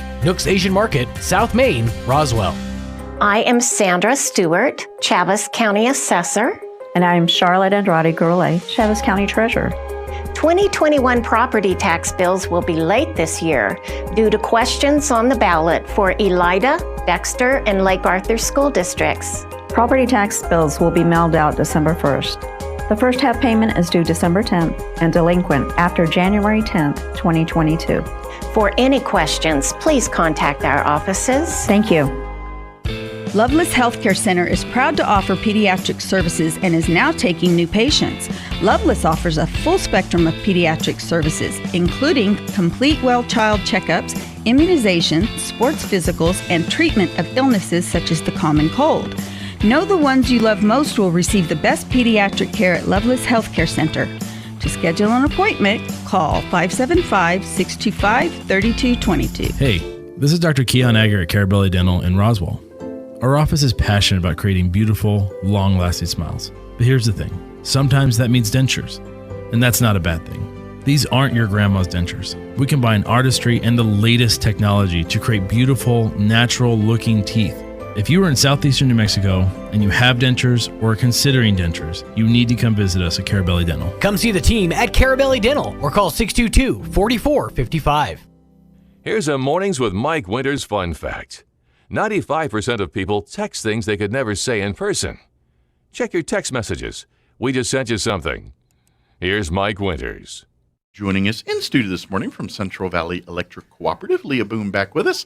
Good morning, Leah. Good morning. How are you doing today? I'm good, and I just want to tell you, I listened to you all the way up here. Yeah? I heard the whole cracker thing. Oh, the cracker debate. And yes. I have a 2 cents to share. Sure. So, one of the most underutilized, chicken and biscuits, yeah. underappreciated cracker on this earth is the good old chicken and biscuit. Yes, chicken and a biscuit. That's what we were at the end. We were joking. Yeah, that's officially the best tasting cracker of all time. Well, I literally made a pit stop at Albertsons and got you a box. Well, thank you. So, Merry Christmas. Thank you very much. You know what? That will get consumed quickly. Good. I'm telling you, it'll get eaten up. Yeah, they are yummy. I are. didn't even know about them until a few years ago. And they're one of the few crackers that you can eat sans cheese, spread, whatever. They're fine to put things on them, but by no means are you required. No, those are good ones. Yeah. Well, thank you. Yes, you're welcome. I'm going to hide those from Sean because he'll inhale them. Till he eats a Triscuit, he don't get one. Oh, there's so many different good Triscuits out there too. I'm a fan of. You know what it is? I think about Triscuit. You look at it and it looks like a kind of a shredded mini wheat almost. Yes. A little bit like a flattened out shredded mini wheat, and so you're thinking, all right, this is going to taste very, dry, weedy, and then you pop in your mouth and there's like the salt or whatever on it, and you're just like, whoa, this has got more flavor than I anticipated. Yes. So I think that might be part of it. You kind of go in with a low bar before you put it in your mouth, and then you put it in, you're like, whoa, that surprised me. Yep. So I think that's what goes on with Triscuit, but I like them. And you can eat them just right out of the box, or you can cook something, like bake something on them. Yeah, There's that's true. a whole different. I've never tried that, but I guess you could. Yeah. If you go to the website, there are tons of recipes on things that you can cook. With Triscuit? Mm-hmm. Have you tried any? Oh, yes. And definitely. any successes? Oh, yeah. Oh, good. Meat, cheese, you can do whatever you want. Okay. Fruits, vegetables, dips. I wonder if there's a Triscuit dressing. Like, how they do cornbread or other. I wonder if there's a Triscuit or a version. meatloaf. Yeah. Ooh, a meatloaf would be good. Yeah. See if you can put wheat thins in a meatloaf, huh? I'm not sure that would hold much liquid. Oh man. Wheat thins have their purpose. They're fine. Yeah. But don't try to tell me that, I think where I got mad was he was trying to tell me a saltine was tastier than a Triscuit. Then I was like, now you're just saying dumb things. That was a good discussion. Very good. Well, I'm sure there's not the big cracker debate going on at CVE this morning. No. At least not yet. Not yet. Maybe later. We might have other debates going on, but not the cracker one. So what's new? What's been going on? I know I'm sure there's been a lot under the radar happening with CVE. And there's been a couple of, really windy situations in the last few weeks, and we didn't, knock on wood, experience huge problems or incredibly, problematic outages. Sure. But one of the things we did want to do was prepare people for that, which kind of links in to preparing again for the cold winter. We may not experience the cold weather yet, but we will. Oh, yeah. At one point, it all happened in one day. Yeah. Which we want people to be better prepared, as we are trying to be better prepared for the potential cold weather that might cause any issues with receiving power. Yeah. And when I say receiving power, I mean that being distributed to CVE and then sent out to all of our folks. Sure. So we need to be sure that people, if you expect weather, and I highly encourage people to watch the weather, watch our website, watch our Facebook page, get prepared for those days. Make sure you have, your telephone is charged up. Sure. You've got our phone number. You've got, if you're on oxygen, be sure you have some secondary options. Sure. Well, and this is just symptoms of where we live. We, we're rural living communities right. in southeast New Mexico. Amenities aren't always at your doorstep. That's so we by default just have to have that mindset anyway a little bit. And that's where we just want to remind folks, hey, hey, make sure, maybe it's not, you live out on a farm, out in the ranch somewhere, maybe you should have a backup generator laying around just in case. Make sure you have adequate supplies of water, medicines, and things like that in case these things happen. That's just good stewards of being around. And unfortunately, when these weather storms and things like that happen, it kind of comes at you sudden, and you're like, all right, you necessarily don't have time to prepare at that moment. So that's why it's good now to just think about it. Hey, maybe we should keep a supply of water somewhere, or keep a backup generator, or keep a flashlight, or a radio that doesn't require a battery-powered radio or something. That I know smartphones take care of a lot of this, but what happens when the smartphone dies? What do you have as a backup plan there? Is it another a separate, self-charging thing to keep your phone going or something? Think about those plans and have something in place, whatever suits your family best. Most definitely. And we had an article that we were reading in our Rural Electric magazine the other day called "The Fury of Uri," and how that affected so many different people across New Mexico, Texas, even through the whole Southwest Power Pool. And it was amazing how well we were able to compensate for whatever damages were occurring, whatever freeze was occurring. And, our members did not have to suffer through long outages like the folks in Texas. Thank goodness. Yeah, absolutely. CVE's been very on top of it and things. And, when we've had our brownouts or Power Goliath even, when a lot of stuff went down, I got to be honest, surprisingly, power and things like that, we were all worried about that and waiting for it. Almost all of us were like waiting for it to happen. We're like, well, it didn't happen. And that's the credit to those people, prepared, but then obviously the linemen and everybody going full tilt to making sure everyone had the necessities they need to survive that storm. So I think it's just incredibly important that people watch our communications. If we're send something out like in our newsletter, which another topic I wanted to talk about today, it's important that you read these things. If you want to stay informed, if you want to be sure to be prepared for these things, the communications that we send out are incredibly valuable for you to know what's ahead or to know what to expect. Absolutely. So I just want to, everybody needs to pay attention to that kind of stuff. Just, use the downtime and holiday season to get back and saying, read some stuff. Get informed, get up to date. And to be honest, you might learn a thing or two, or not even just safety related all the time. Maybe it's following and staying up to date with the newsletter or the CVE Facebook page, or any of these various forms of communication. Staying up to date, you maybe it's not all safety. Maybe you're like, they got deals on water softeners right now. I got one getting ready to go out or is going out. Or something fun, a fun event.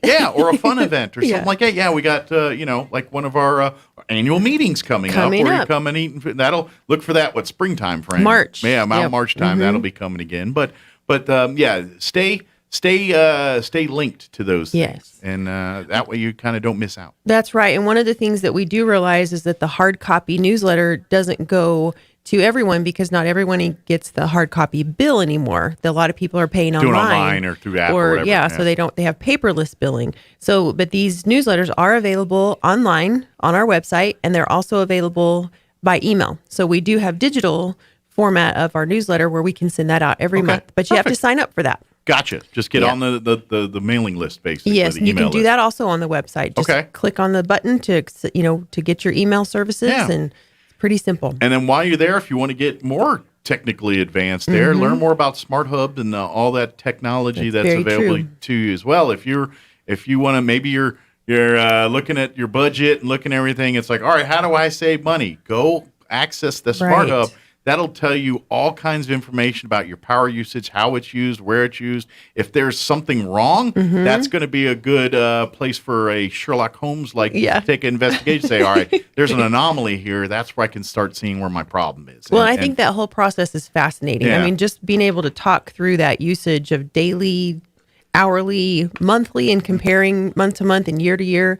Those are really good conversations that we've been able to have with our members. But it's also like your own little, everyone likes buying their Fitbits and everything. It's almost like your own version of that for your power. And that's a good comparison. Yeah, where you're saying, okay, why is my bill higher this month? Well, let's go back. All right, well, it seems during this time we're using a lot more power. What was going on there? Right. And then you can kind of trace back a little bit or at the same token kind of look at it and say, all right, You know what? I noticed it's a little higher. Maybe we can turn the thermostat up or down a few degrees while we're gone here, and that'll knock a few bucks off the bill each month. You know that, but you can see that almost in real time on the Smart Hub there while it's going. So if you want to go check that out, if you need help trying to learn and navigate that, don't hesitate to call CVE, and they'll be happy to definitely give you a little tutorial on how to work all that. That's stuff. right. So, that's right. very cool.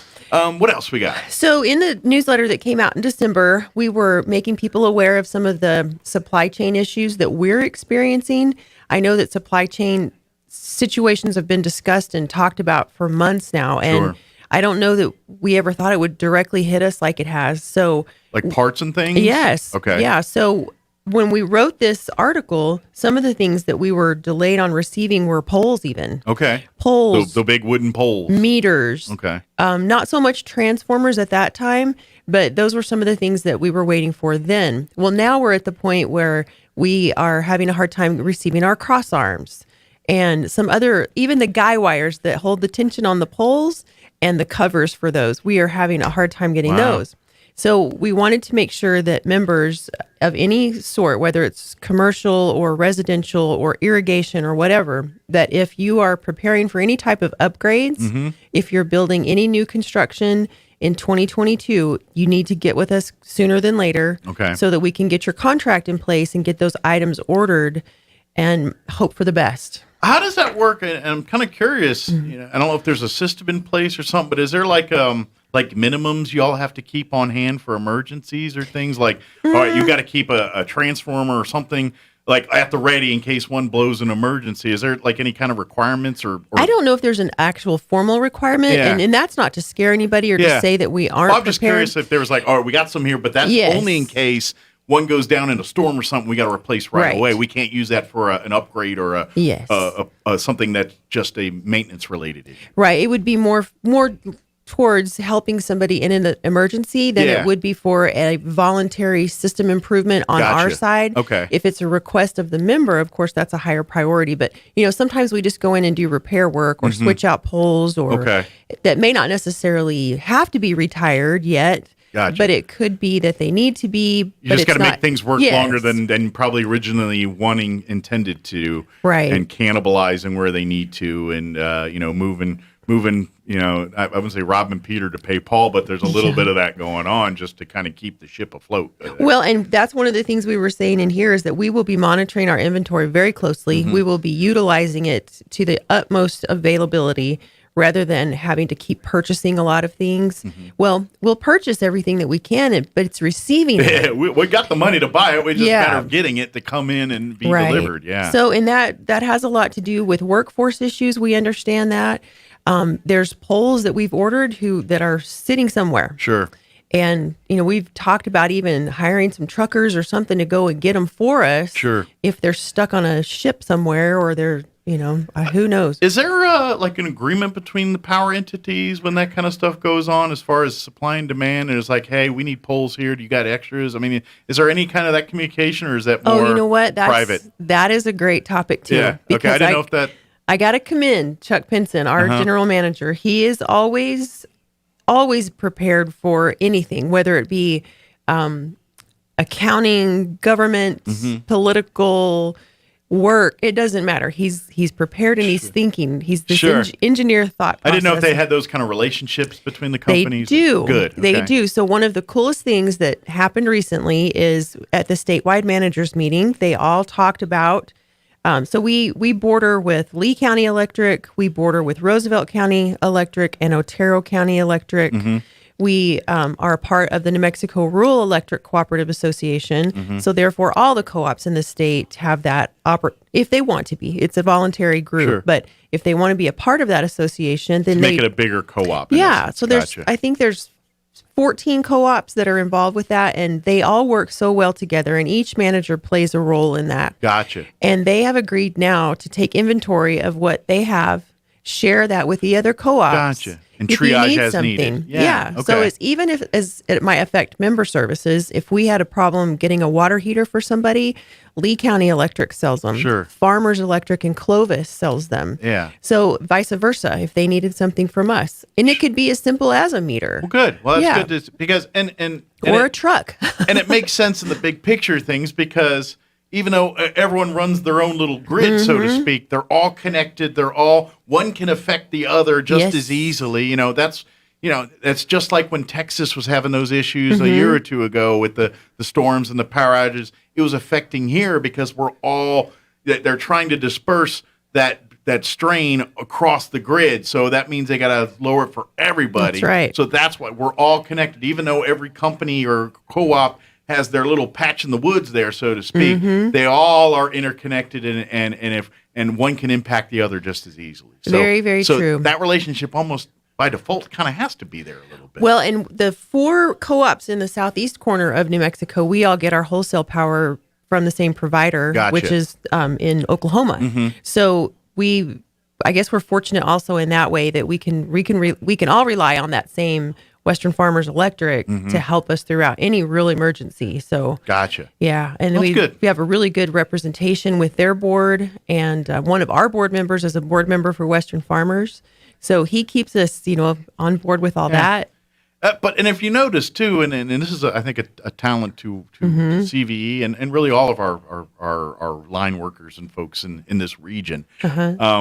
We get our share of weather and things too, but we're always the groups that are sending out to help others, and we rarely have to get that our own. You know what I mean? How I can't remember hardly ever in my life where people are coming to the southeast New Mexico to no, we're usually sending out everybody here. Yep. So think about that sometimes, and think and in the big scheme of things, and how so when you think about a brownout one day, or think, oh man.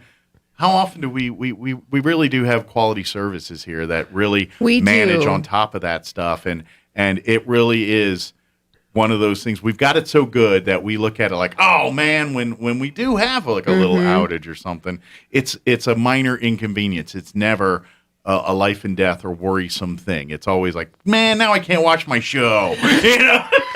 Well, and people, should be aware, we have really smart people working at CV. We have great engineers. We have people who prepare for the worst or expect the worst and prepare for the best, whatever phrase you want to use. Sure. But they are constantly thinking about safety of our services, safety for the members, and safety for our employees. Yep. And they just try their very best to respond correctly and whatever needs to be done quickly. So, absolutely. Yeah. So we do appreciate each and every one of those folks, and really, and whether you're a CVE member or you pay to electric company or wherever it is, the advice we're talking it works either way. Right. Have a plan. Think about some of these things, and even check in on your friends and neighbors and things, especially when that's rural life. That's we always look in on our neighbors. We always, that's right. That's just how we do it in southeast New Mexico. So, when we get that one day that's going to be bad,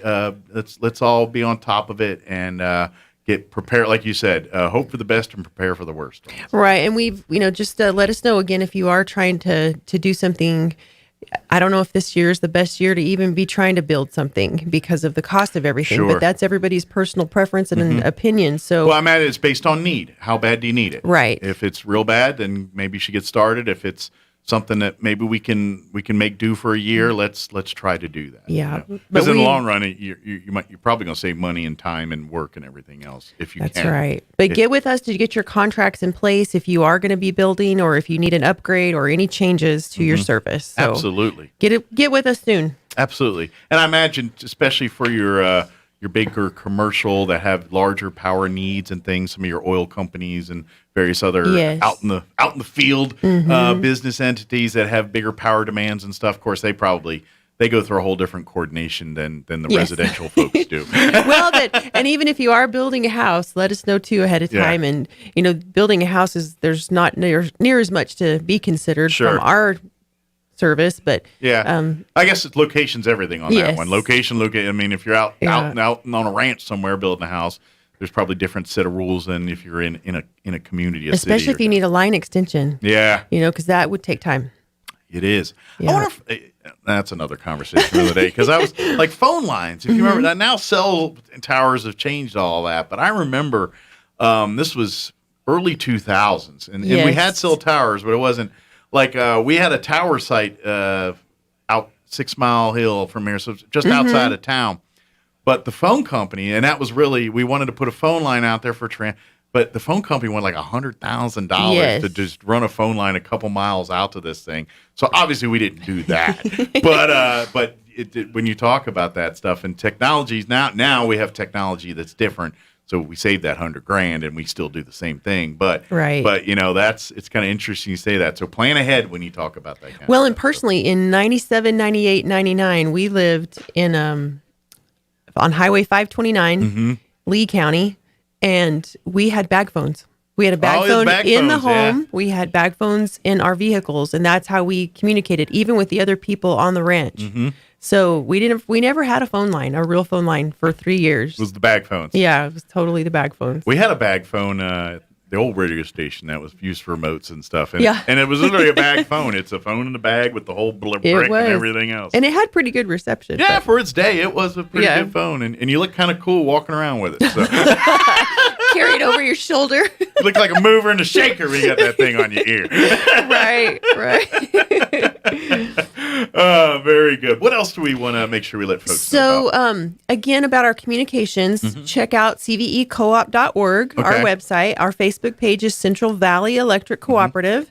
And we do have the newsletters. The Enchantment magazine is another opportunity to learn about things. We have the whole center part of that, which is a beautiful magazine publication. It's that's released every month. Is it Eddy County, or does that come up here this all month? Okay. All counties get one every month. I couldn't remember if it came up this way or not, or if that was a southern part of the county. Nope, everybody gets it. So cool. It's a beautiful little publication, and it is tailored to whatever cooperative that you're with. Okay. So if you are with, Lee County or somebody else, then they get that middle portion. Oh, I got you. Yeah, but the rest of it is customized to the region it goes to. Perfect. Yes. So that's always a really good piece of information, and it's a pretty publication. They do picture contests and recipes and all kinds of. It's a lot of audience participation in some of those magazines. Cool. So get a copy. And very good. Again, just sign up for those emails if you want to be better informed about what's coming up. Any updates for? Are we still in the window for home energy audits and all that? Or It's closed until April.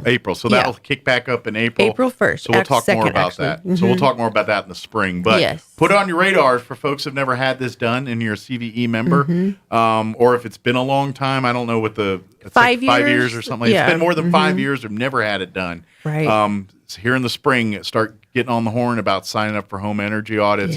We'll talk more about it in the spring. But basically, they send a team of people that come through and make sure your vents are good, your seals around your doors and windows are good. It's a great process. Your plumbing under the sinks, insulated, things like they do these real quick checks, and if there's minor stuff, they fix them right on the spot. Like if your seal is a little off, they'll reseal it for you, or if your vent the caulking around the vent there is a little needs some updating. They do all that kind of stuff. And then of course if there's bigger issues, they'll let you know and work with you on trying to get that fixed if you'd like to. And the best part is it's free. It's absolutely free. Free to the members. Yes, and it's I've had one done a year or two ago myself. They're quick, they're efficient, and it's amazing. It's an amazing process. Get it done if you're able to in the spring. But I know that's a spring thing. But just want to be in your bonnet for later on. Right, and then I guess the other thing would be is our office closures for the holidays. Okay. So we will be closed Friday the 24th. Okay. And Monday the 27th. Okay. And then we will be closed that following Friday, the 31st. All right. For New Year's. Very good. So next Friday, Monday after, and then the New Year's Eve on the 31st. Right. There. So this is your last Friday. Yeah. For 2 weeks, you can come to visit CV. But we also will have dispatchers on duty. Yeah. So that doesn't mean that we won't be working. It's just. So if you have a power issue on either of those days, there are people on call. Right. Take care of it. Just the office will be closed. But if you want to come in and learn about Smart Hub, you're going to have to wait till another day. Yeah. But also you can learn a lot just by coming in the lobby. Absolutely. Yeah, we have a great new marketing system just there in the lobby, some big screens, and It's kind of fun. Nice. So come interact. Yeah, come see us. Yeah, or if you're looking for an excuse to come in there and you're interested about geothermal and all that too, that building's a prime example. It's the CV building in Artesia there uses that geothermal technology. So if you kind of want to learn more about it, and if you're thinking about building in 2022 and want to know more about that, go. There's a prime example for you to to kick the tires on. It's very efficient. Still, I mean, we're 8.5 years in that building. Not quite 8.5, but 8, and it's still just running like a champ. Yep. Yeah, it's a big savings over the long haul too. Yes, most definitely. And it's one of those things that's greener, cheaper, and renewable, and as efficient or as productive. Like I'm saying, it's not like it's dependable. It's not like swamp cooler versus refrigerated air where you're like, no. It works as good as the refrigerated air, but half the issues. And everything else. Right. It's very, very economical. Yeah. Well, Merry Christmas to you and yours. Merry Christmas to you and yours. If I don't see you, I probably won't see you here before Christmas, but if I do, and then we'll talk to you again in hopefully a brighter 2022. Yes. Let's hope so. Knocking on wood for that one. We're due a good year. Yes. We can only have so many bad years in a row. We got to have a good one. It's been a lot. We're due. It's been a lot. We're due. So thank you, Leah. Thank you. Have a good one. And thank you for the chicken and a biscuit. We're going to be eating that here in a little bit. They're delicious. They're tasty. Even kids like them. I know. And they don't have to know that there's, Yeah. They don't really have to. The name kind of freaks people out. Well, I think kids are like, because it's got a cartoon chicken on it. So and adults are like, well, that must be not real crackers. I need something with something that's got a lot of big fiber words on the front. Yeah, there's so many changes, like the keto friendly and. I wish they'd market to us like kids sometimes. Like I want my cereals to have cool pictures on it too. Why do I got to get the one that's just? It's good for your heart. Yeah, just talking about how healthy it is. I'm like, where's the one that tells me how tasty it is? Yeah, you want the little toucan. Sam. Yeah, yeah, but I want adult cereal. But I want. Yeah. I don't want to feel like I don't want to embarrass myself because I'm eating Trix.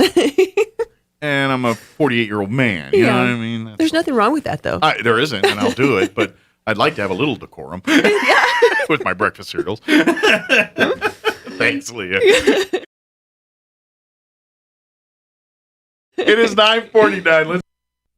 Now for your Pecos Valley News Update. I'm Jared Sorello. Artesia Public Libraries has received a national grant for small and rural libraries. The $3,000 grant will help the library work with community organizations to bring new services to the community. The Artesia Public Library was one of just 100 library programs in the country to receive the award. The competitive award will help the library determine additional programs and services that are targeted right to Artesia and the surrounding areas by partnering with local organizations. And as a reminder, Roswell City admin offices and certain other facilities will be closed on Christmas Eve and Day and New Year's Eve and Day. Some city facilities will also be closed additional days, so check ahead to confirm. City bus service and trash pickup in Roswell will have adjusted schedules for the holidays. City Hall and other municipal offices like the Roswell Public Library, Spring River Zoo, and Roswell Visitor Center will be closed Christmas Eve, Christmas Day, and New Year's Day. I'm Jared Sorello. I'm meteorologist Steve Hamilton with your Pecos Valley weather. Looks pretty good today. We have high pressure in place over eastern New Mexico, so we should get a lot of sunshine. Our high in the mid to upper 60s. Pretty cold overnight, mid to upper 20s, and skies will be clear. And then another nice day tomorrow will be close to 70 on the afternoon high and sunny. Then we will break back into the low and mid 70s with fair weather on Wednesday. I'm meteorologist Steve Hamilton, and that's your latest forecast. With the SRN News Business Brief, I'm Bill Alexander.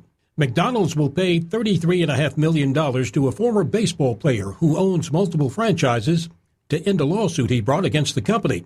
Herb Washington, who is black, owned more than a dozen restaurants in Ohio and Pennsylvania.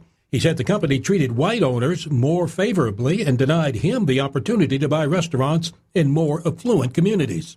Indiana's largest hospital system says it's freezing its prices through 2025 to help align with national average prices.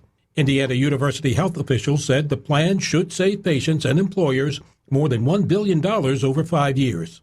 On Wall Street, the Dow down 532 points, closing at 35,365. The Nasdaq down 10 to 15,169, and the S&P 500 down 48 points to 4,620. With the SRN News Business Brief, I'm Bill Alexander in Washington. If you're missing a tooth or several teeth, a dental implant may be the ultimate solution. Implants look and feel so much like real teeth that you probably forget you have an implant. Maupin & Brown Dentistry is one of New Mexico's most experienced implant providers, with literally thousands of implant patients who are absolutely delighted with the results. Call Maupin & Brown today for an evaluation. You'll be surprised how affordable implants can be. Maupin & Brown, your choice for experienced, state-of-the-art dentistry. This is Tim Jennings, your former state senator. I'd like to wish you and your family a Merry Christmas and tell you why I've decided to run for mayor of Roswell. I believe Roswell can and should be doing a lot better. But right now, we just don't have the leadership for our city's needs.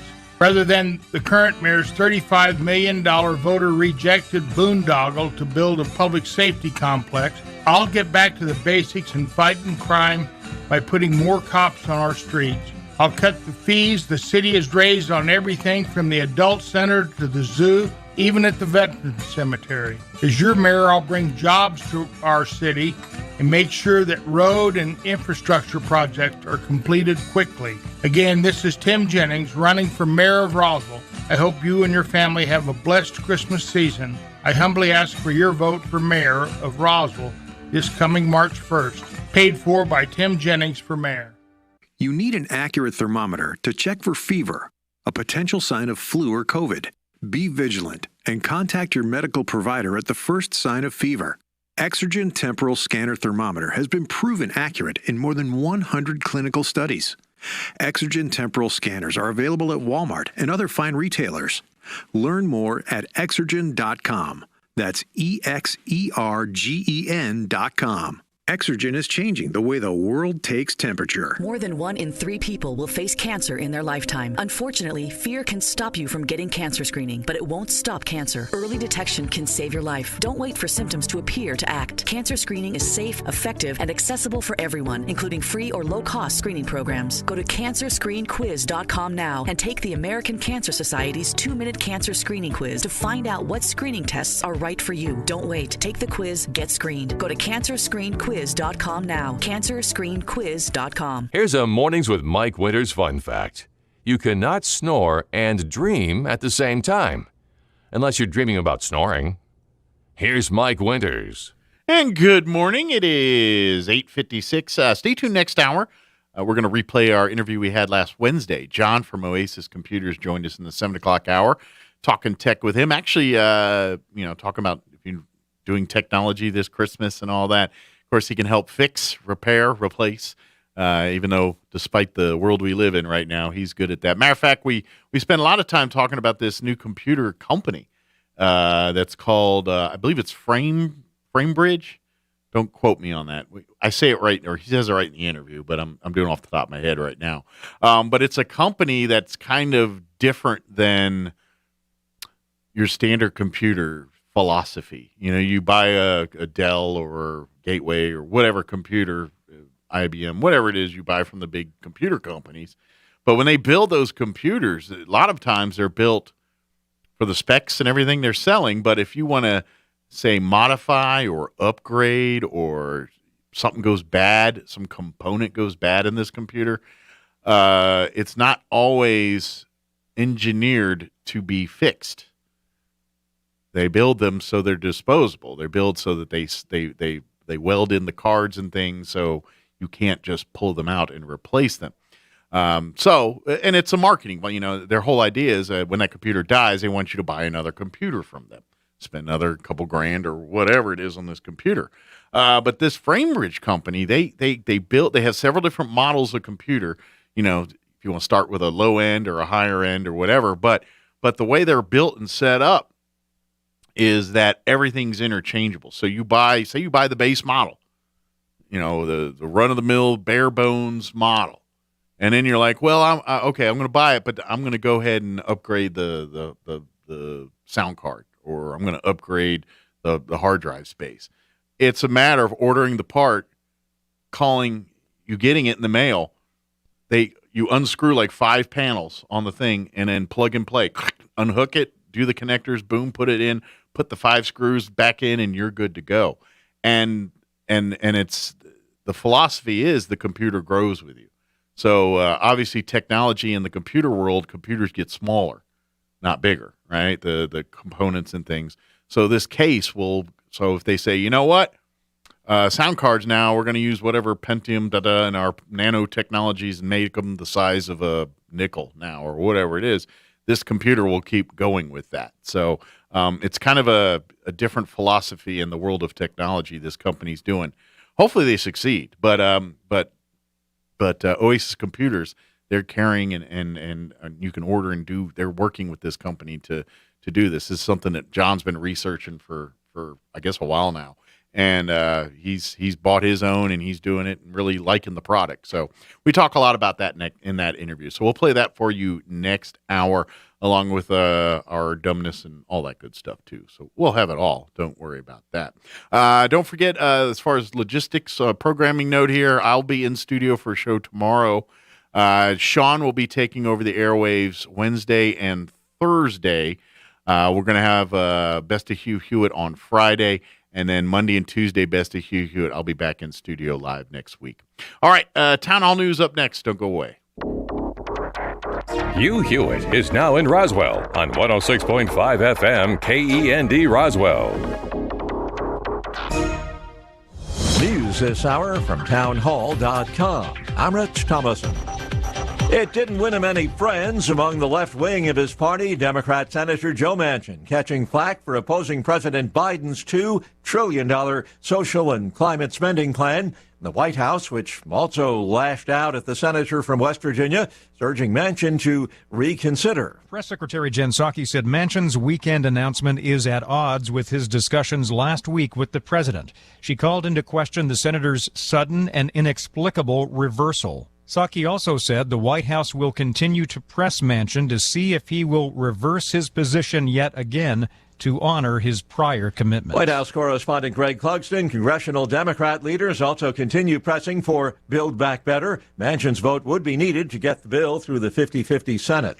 Pending final approval from a parliamentary committee, Israel will ban travel to the U.S., Canada, and 8 other countries. The Omicron variant of the coronavirus, although generally less severe in its symptoms, is spreading rapidly worldwide. And correspondent Shelley Adler says we will soon be hearing from President Biden. President Biden plans to speak about the status of the fight against COVID-19 tomorrow and discuss government help for communities in need of assistance. A surge in COVID cases has New York City Mayor Bill de Blasio debating whether to hold the traditional New Year's celebration in Times Square. A decision on that expected later in the week. Biogen slashing the price of its Alzheimer's treatment months after the drug debuted to widespread criticism for an initial cost that can reach $56,000 annually.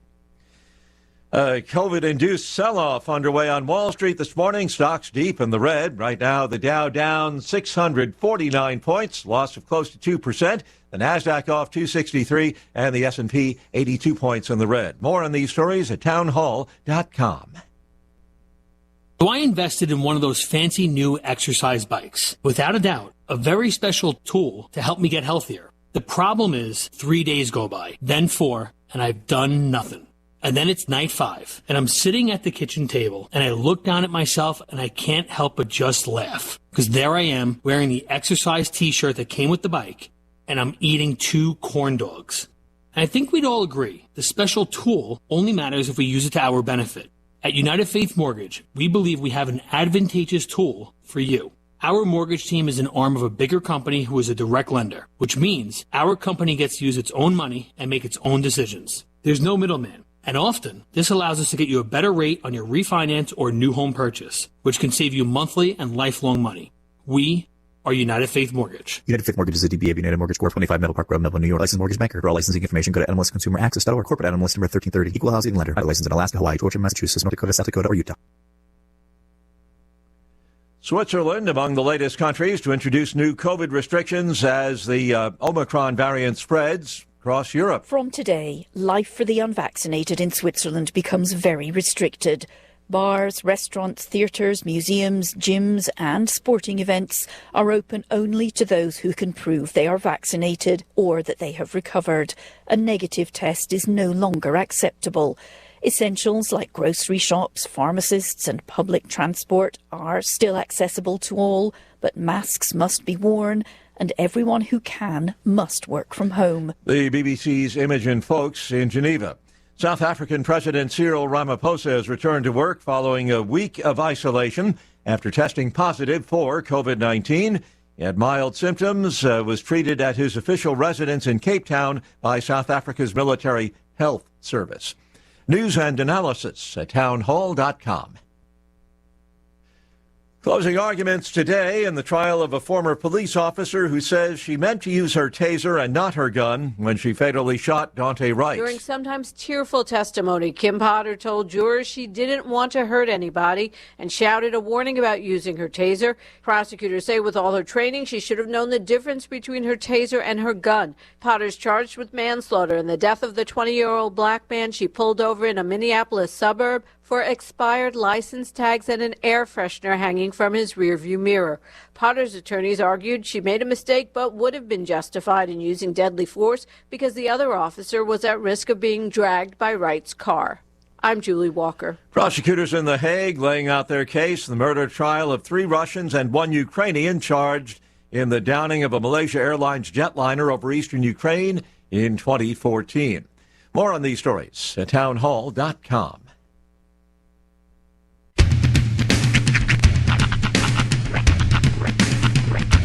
What in the wide, wide world of sports is going on here?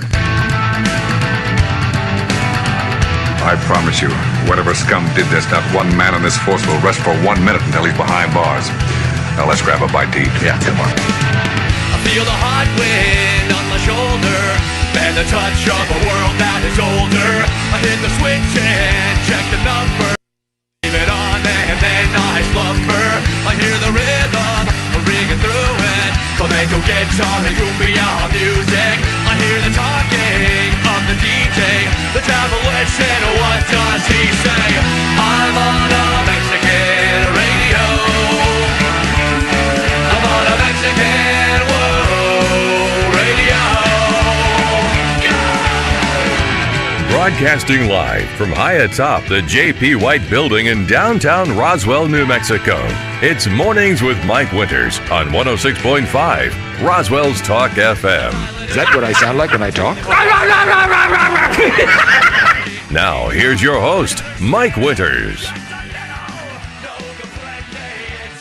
And good morning. It is 6 minutes after 9 o'clock.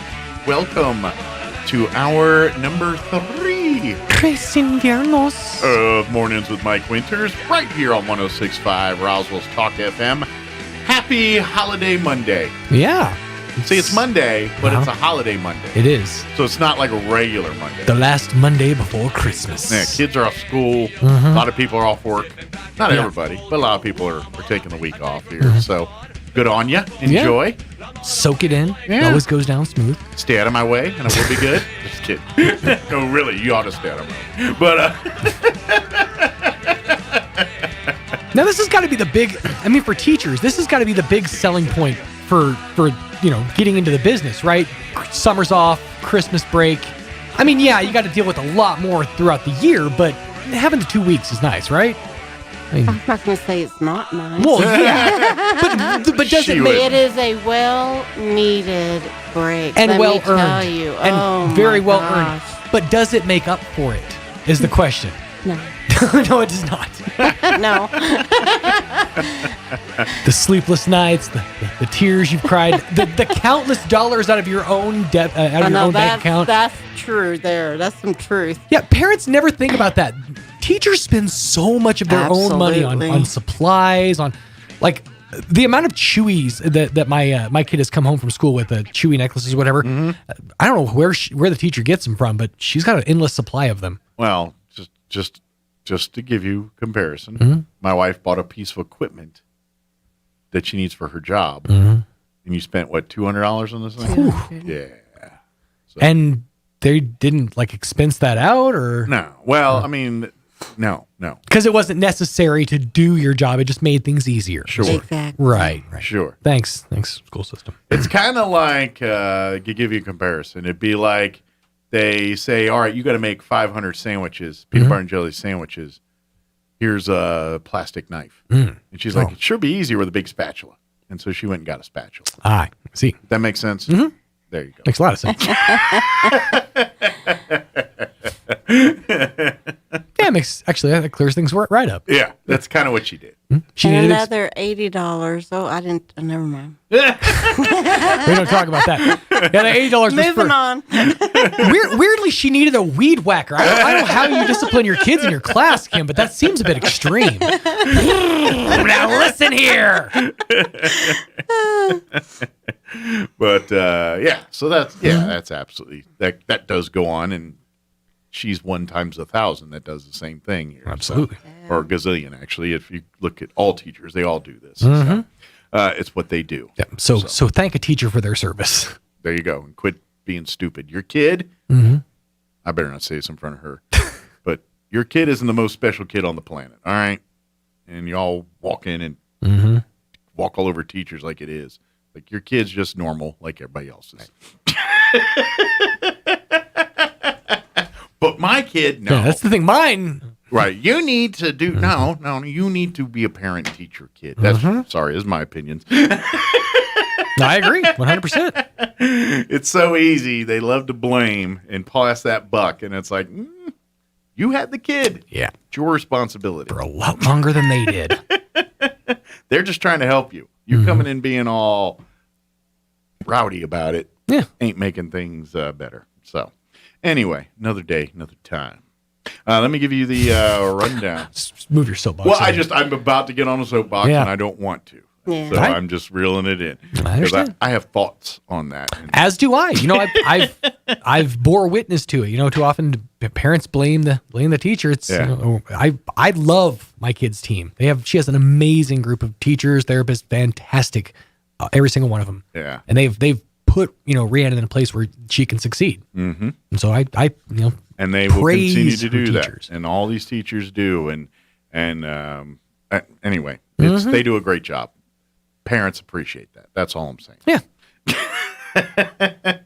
Get your kids' teachers a doggone Starbucks card or something. My opinion is you don't, and you are spoiled people, and you think your kids are magic. And yes, they're your kids, and you want to do all that. But at the end of the day, when it comes to the process, you gotta teach your kids how to work within the system, how to do these things. They aren't the special little snowflakes that everybody, you've got to do things to be in society, and you have to learn those things. Yeah. And there's one way to do that. Get on board, or you're going to be the problem. And there's a lot of parents that want to be the problem and not get on board. Yeah. So that's all I think. I agree. Ain't gonna find no argument from this side. And I get it. It was my kid. Well, fine. Then you go take them to private school or go do what you got to do. But they're working with parameters here. This is what they got to do. This is what you're in there eviscerating people that have no say in that matter. They're following orders like everybody else, and they're trying to make the best of anything. And then you got these people coming in and just raising Cain because they get to, and because they're unhappy. And I'm like, well, take a number, dude. We live in a world, everybody's unhappy. We're trying the best we can with the materials and resources we have. That's right. That's not good enough for you, then roll up a sleeve and get your butt in here and help out. But for you to sit and take pot shots on the sideline, I got no respect for that. Will not even opinion or give that opinion value in mind, because you ain't earned it. Sorry, you're sitting there just making your shots, whatever.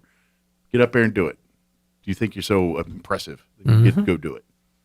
Then come back to me. Just two thick boys sitting in a room agreeing with each other. Absolutely. Get back to me. All right. We're going to play our interview we had with John from Aces Computers this hour, talking tech with him. Later on, we'll get you up to date with the news of the local variety, town hall business, and whatever else we can come up with for this hour of the show. I keep forgetting to bring that hover ball thing. I'm going to bring it tomorrow. Oh, yeah? Nice. Because I got one day left to do it. So I'm going to do it tomorrow. And I think we got time tomorrow for me to break things in here with that. Yeah, quick programming note. I'm going to be filling in the the captain's chair Wednesday and Thursday, I believe. Correct. Yes. And then we will have Best of Hugh Hewitt for you Friday, Christmas Eve, and then Monday and Tuesday of next week. And I'll be back from Maryland on Wednesday. I'll be back in the chair here. Rested, recuperated, and chock full of stories. And we'll be doing live shows Wednesday, Thursday, and Friday of next week. So we'll be on board with all that. So. Yes, sir. So just Friday this week, and then Monday, Tuesday next week. No live shows there. So, but yeah, Sean will be in the chair Wednesday and Thursday. Yes, sir. While we are out, I have a task for you if Ooh, you're dang. up for it. Okay. My wife's giving you tasks. I know. Yeah, that's a teacher thing, I guess. Yeah, I'm Do you married see to that beautiful poinsettia right behind Mike? I do. That I just brought in. For a second, I just thought his head kind of bloomed a little bit. But yeah. Yeah. Oh, yeah, it doesn't really show up on the camera from this angle. No? I have to move it. You can kind of see it at the end there. Well, if you it look. was gifted to me. I couldn't keep it in the classroom, over the break, and Sure. I can't take it home because of the cats, so we brought it here. Do you think you could water it now and Sure. then? Awesome. Not a problem. Keep it looking pretty. I'll come back. It's just going to be dead. Or do that. Whatever. Wait, you're going to make it so I'm responsible for another life? I don't know if that's... Well, you do have kids, so I think you got some You practice. can there. manage a plant. Did you know that you're supposed to feed them every day? Do you know that? That's... I'm Poinsettias joking. or kids? Kids. Oh. I'm clearly joking. By the way, poinsettia or poinsettia? That's actually a good question because I've always heard poinsettia, I've heard both. but I'm from Oklahoma where it's poinsettia. Yeah, I've always said poinsettia, but I've heard poinsettia. So I didn't know if there's a lot of people that do. I also heard poinsettia. It is poinsettia. originated in Mexico. So I think those people don't know what they're talking about. it is a Pond Mexico people. plant. Is it? That's where it originated. Nice. I'll be dang. They teach that in New Mexico when they teach about New Mexico in school around here. I have taught it. I had the Maryland Yeah. stuff. I didn't have the New Mexico stuff. So We've made poinsettias with art and stuff, and I taught my kids that it originates. okay, like for instance, the state flower of Maryland, black-eyed Susan. Yeah, it's Okay. illegal to pick them. Well, I would also imagine it's probably illegal to give Susan a black eye. You know what the bird is? Raven. Take a guess at this one. Crow? Close. We have a sports team named after him. Oh, Raven? No. Oriole? Ah, the Oriole. Baltimore Oriole. Is I the, can tell you the Oklahoma state bird is the scissor-tailed flycatcher. Wow, that sounds like something you buy from Ronco. Right? It's one of those. I only remember it just because because the name is so awkward. Huh. Just wondering what's going on out Yeah, there. I guessed. Do I? Apparently. I don't know about that. Ooh. All right, it's 9:16. Let's get you up to date with the weather. I'm meteorologist Steve Hamilton with your Pecos Valley weather. Looks pretty good today. We have high pressure in place over eastern New Mexico, so we should get a lot of sunshine. Our high in the mid to upper 60s. Pretty cold overnight, mid to upper 20s, and skies will be clear. And then another nice day tomorrow will be close to 70 on the afternoon high and sunny. Then we will break back into the low and mid 70s with fair weather on Wednesday. I'm meteorologist Steve Hamilton, and that's your latest forecast. Thank you, Steve. Currently 32. Yeah, I did update it. Good. I was like, did I update the weather? I did. I didn't, because I remember talking to her on the phone, but I didn't write it down. That's what it was. So that's what happens when I do book things out of this office. Currently 32 degrees here in Roswell. Humidity is at 66%. Winds are, in fact, calm at the moment. Sunny today. Expect highs. It's actually going to be warm and pleasant all week. 69 for a high today. Winds out of the east, 5 to 10 miles per hour. Tonight, mostly clear. Looking at an overnight low of 25 with north winds at around 5 miles per hour. For Tuesday, another nice day tomorrow. Sunny skies, highs floating near 70, 69 officially. Northwest winds 5 to 10 miles per hour. Tomorrow night, partly cloudy, overnight low of 30. Wednesday, we're going to be in the 70s. 73 on Wednesday with west winds 5 to 10 under mostly sunny skies. Warm night, overnight, Wednesday night as well with an overnight low of 38. 76 for a high on Thursday. So we're going to be full on spring or whatever. Fall, certainly fall. 76 on Thursday. Mostly cloudy Thursday night, but warm with an overnight low of 48. For your Christmas Eve Friday, mostly sunny, highs in the low 70s, 73, but they say it could be breezy. And then Christmas Day itself, another warm one. Sunny skies, a high right around 71. So, it's going to be warm here this week in southeast New Mexico. Not much chances of white Christmas here in Roswell, New Mexico this year. So, don't see it happening.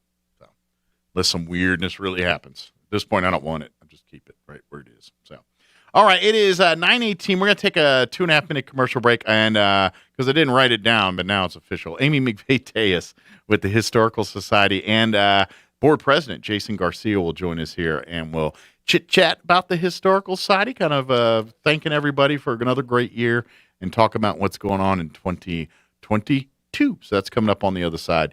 Don't go away. You're listening to Mornings with Mike Winters, but first, your 12 days of Mannheim Steamroller for 1220. Here it is up next. And quick break. We'll be back. Don't go away. I'm Chip Davis of Mannheim Steamroller. You know, at our home in Nebraska, we really love to decorate our Christmas tree. German immigrants brought the first Christmas trees to America.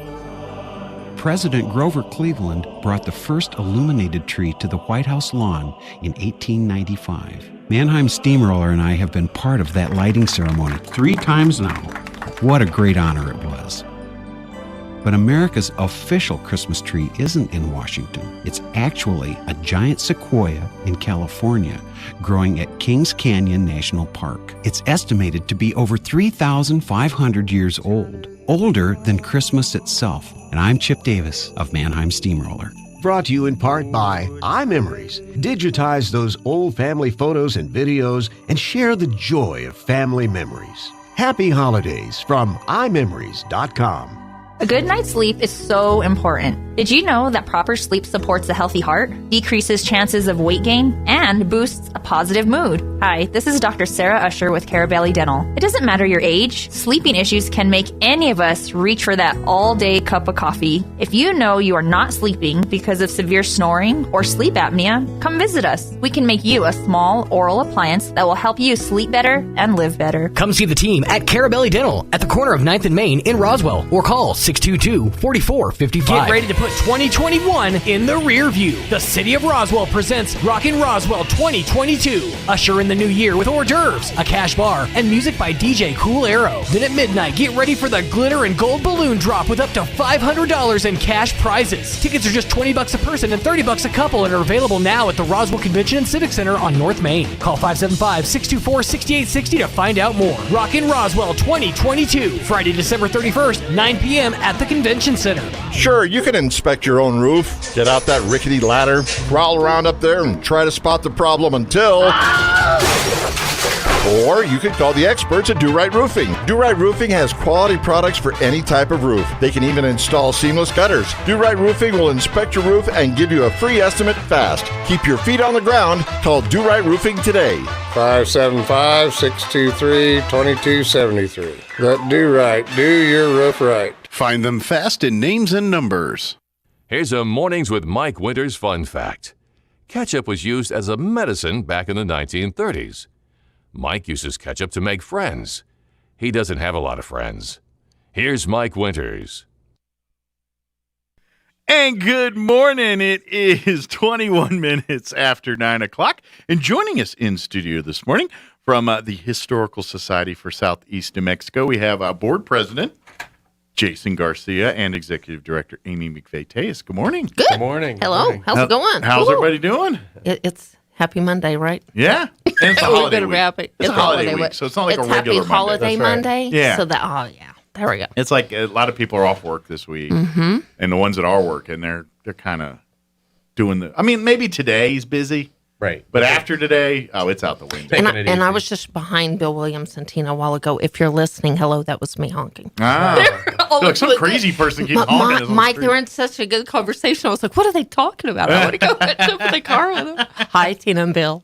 Well, every time Bill comes in, because he comes in like the third Fridays for his day job, his county manager, and that's usually McDonald's Friday, but he doesn't partake because him and his wife, they have a tradition where they go out for breakfast every Friday morning. So he goes and has breakfast with his wife. He's such a gentleman. And then Good job. And then they come here. So he never needs food. But one of these days we'll get him on a Friday. So if Tina, if you ever get in the doghouse with him and need to deny him breakfast one day, make it the third one, and then we'll give him a hash brown or something. We'll feed him for you. Oh, there you go. There you go. But of course, Tina, she's been a lot. Well, both really, but they've been very big parts of the Historical Society. Yes. And when she wasn't running the thing, she's been supporting it and performing with us through Hot Club on the Pecos, their band, which they're almost synonymous with Historical Society. Sure. We can't have an event without them now. It's almost like, where's Hot Club? Mm-hmm. It's not that kind of event. Well, where's Hot Club? Right. And I'm glad we're talking about that because that's one of the reasons why we're here. Jason and I just wanted to be on the radio and celebrate this year. Yeah. And what all, it's funny to me how you can see the good and things to the bad and things. I want to say that we have really had a great year. Has it been hard? Yes. Well, sure. I mean, heaven's not on earth. I mean, that's the kind of board we are. We're going to roll up sleeves. As a matter of fact, let's roll them up. Literally and figuratively. And we're literally still working. So one of the reasons why we're on here is to tell people like Tina and Bill. Mm-hmm. Tina's been off the Historical Society, but her heart's still in there. Mm-hmm. And I think Bill Williams is one of the greatest historians around. You just have to ask him, and he knows most of the answers. Yeah. So thank you to Hot Club on the Pecos. And I don't know if he's a collector by default, but I know when the county was some of the windows, he was telling me, I think he went and got one of those windows and had a project and everything for it. He has there some amazing pieces, some maps and things like that. Yes. Yeah, let's get you a little close to that mic, Jason. I can hear you there a little bit better. He is awesome. Yeah. He is, yeah, absolutely. But you're right. We've had a great year at the Historical Society. I also serve on the board for those that don't know. And the last 2 years, world-wise, it stunk. And there's not going to be a person on the planet who will probably agree with us on that statement. But really, we've made lemonade for this last two. We've had, thanks to support, obviously. We've had a lot of support. We've had our challenges, but, like you said, we have a very hardworking board, and we've worked through those issues, and we've got a good year coming up. Absolutely. And I ain't going to lie. The board and everything works well because we have great support. Absolutely. Mm-hmm. Folks not coming out to the heritage dinners and our various drive-through events and things we've had over the last couple years during COVID here. Without your support in those, we wouldn't be sitting here talking about a Historical Society right now. It just wouldn't happen. Without that going on, we probably would have drowned in that building. Who knows what happens to it? But like you said, we've had a great working board. Amy, is working, burning the candle at both ends, doing this stuff here, getting it going, and because of that and the support that the community's had, we're proud to say that I not only say we've survived, but we've thrived in the 2 years. I would say so. Yeah, absolutely. We haven't just kept the status quo. We've kind of gotten creative, thought out of the box, and to be honest, getting a tour today at the Historical Society is probably a better experience than it was before COVID. I would say so. Yeah. It's a step up. Mm-hmm. Now, it doesn't mean we're going to do that forever, but I just got asked that over the weekend. Yeah. Why aren't y'all open? Well, ladies and gentlemen, if you're listening, get the word out, share with social media. We are open by appointment. We're doing some of the most detailed, amazing tours you could ever imagine. Mm-hmm. They're customized tours. At times, even John LeMay just shows up, signs books, does all these special things. I think he's got a bed there in the house. He doesn't. I think he just sleeps in one of them rooms. He don't tell nobody. We stagger if I'm not there, sleeping over. Okay, John, it's your turn. No, I'm just kidding. But we're doing amazing things, and we encourage people. The house does have some nice decorations. Drive by if you haven't seen outside. Yeah, it comes in the beautiful lights. We'll keep the what little bit of, we've got some great decor inside. Give us a call, make an appointment. We'll keep that until the middle of January. If the holiday season's here, you got family coming in this week. Get pictures. If you're looking for things to do with the family, reach out and call. Say, hey, can we set up an appointment over this Christmas break to come by, and we'll make everything happen to try to get that done. We'll do our very best to make it happen before Christmas, but if not, we're not pulling the decorations down right away. So we'll have them up through the middle of January. Yeah, so you want to do through the craziness and stuff, wait until after Christmas, we're all good. We'll have it. Yep. But definitely and do a lot of Christmas shopping. We still have books. We have heard prints. And the great news is we're local. So you can order it on the website and everything. And you're like, dude, I got to put this book under the tree for Saturday. how can you help me out here? Yes. And we'll make that happen. And I will say, do us a favor if you are local and want to do shopping. Preferably, do not do it online. Give me a call. Call my cell phone. 575-915-4471. Sure. We can get those autographs still. Yeah. We can even gift wrap. That's no problem. But give us a call today at the latest tomorrow to get those things done. The office is going to be closed. So give us a call today. Yeah, basically, if you go on to the Roswell history.org website there, and you kind of look at the books and the Peter Hurd prints and things, That's right. and you're like, ooh, that's the one I want to get. Call us. Give us a call. Call. Don't try to order online at this point because it goes that way. Call up or email historydirector@outlook.com. Any of these. We'll get to her to Amy quick here, and then you could say, "Hey, I saw John's book on Billy the Kid. I like it. The title, or hey, I saw a Peter Hurd print. You still got some of those? Yes, we do. Come on, if it's online, there we got it, and we'll make arrangements to get it. And like you said, if it's you want Donna or John or some of our other, we can make those autograph happen for those books. Just out of curiosity, do any of Elvis's books that we have are selling, are any of those available for autographs? Do we have any left of those? Or are they pretty much gone? Okay. We do. So if you'd like to make that request. Some of the treasures are very limited. I think we're very, very limited on Treasures 1. Okay. But we even have some autographed copies of Treasures 3. Okay. I didn't even realize that. Oh, wow. And John and I were coming across things. And how amazing is he? I think he went through and signed some boxes. Oh, and good. that's just amazing. So I don't know how many left. When they're gone, they're gone. There are. And that's, so obviously there's probably a little bit more of a covetousness to that because it's very limited edition right now in those. But if that makes a great Christmas gift here. If you have a history buff or a book aficionado or just a local buff, it loves local stuff.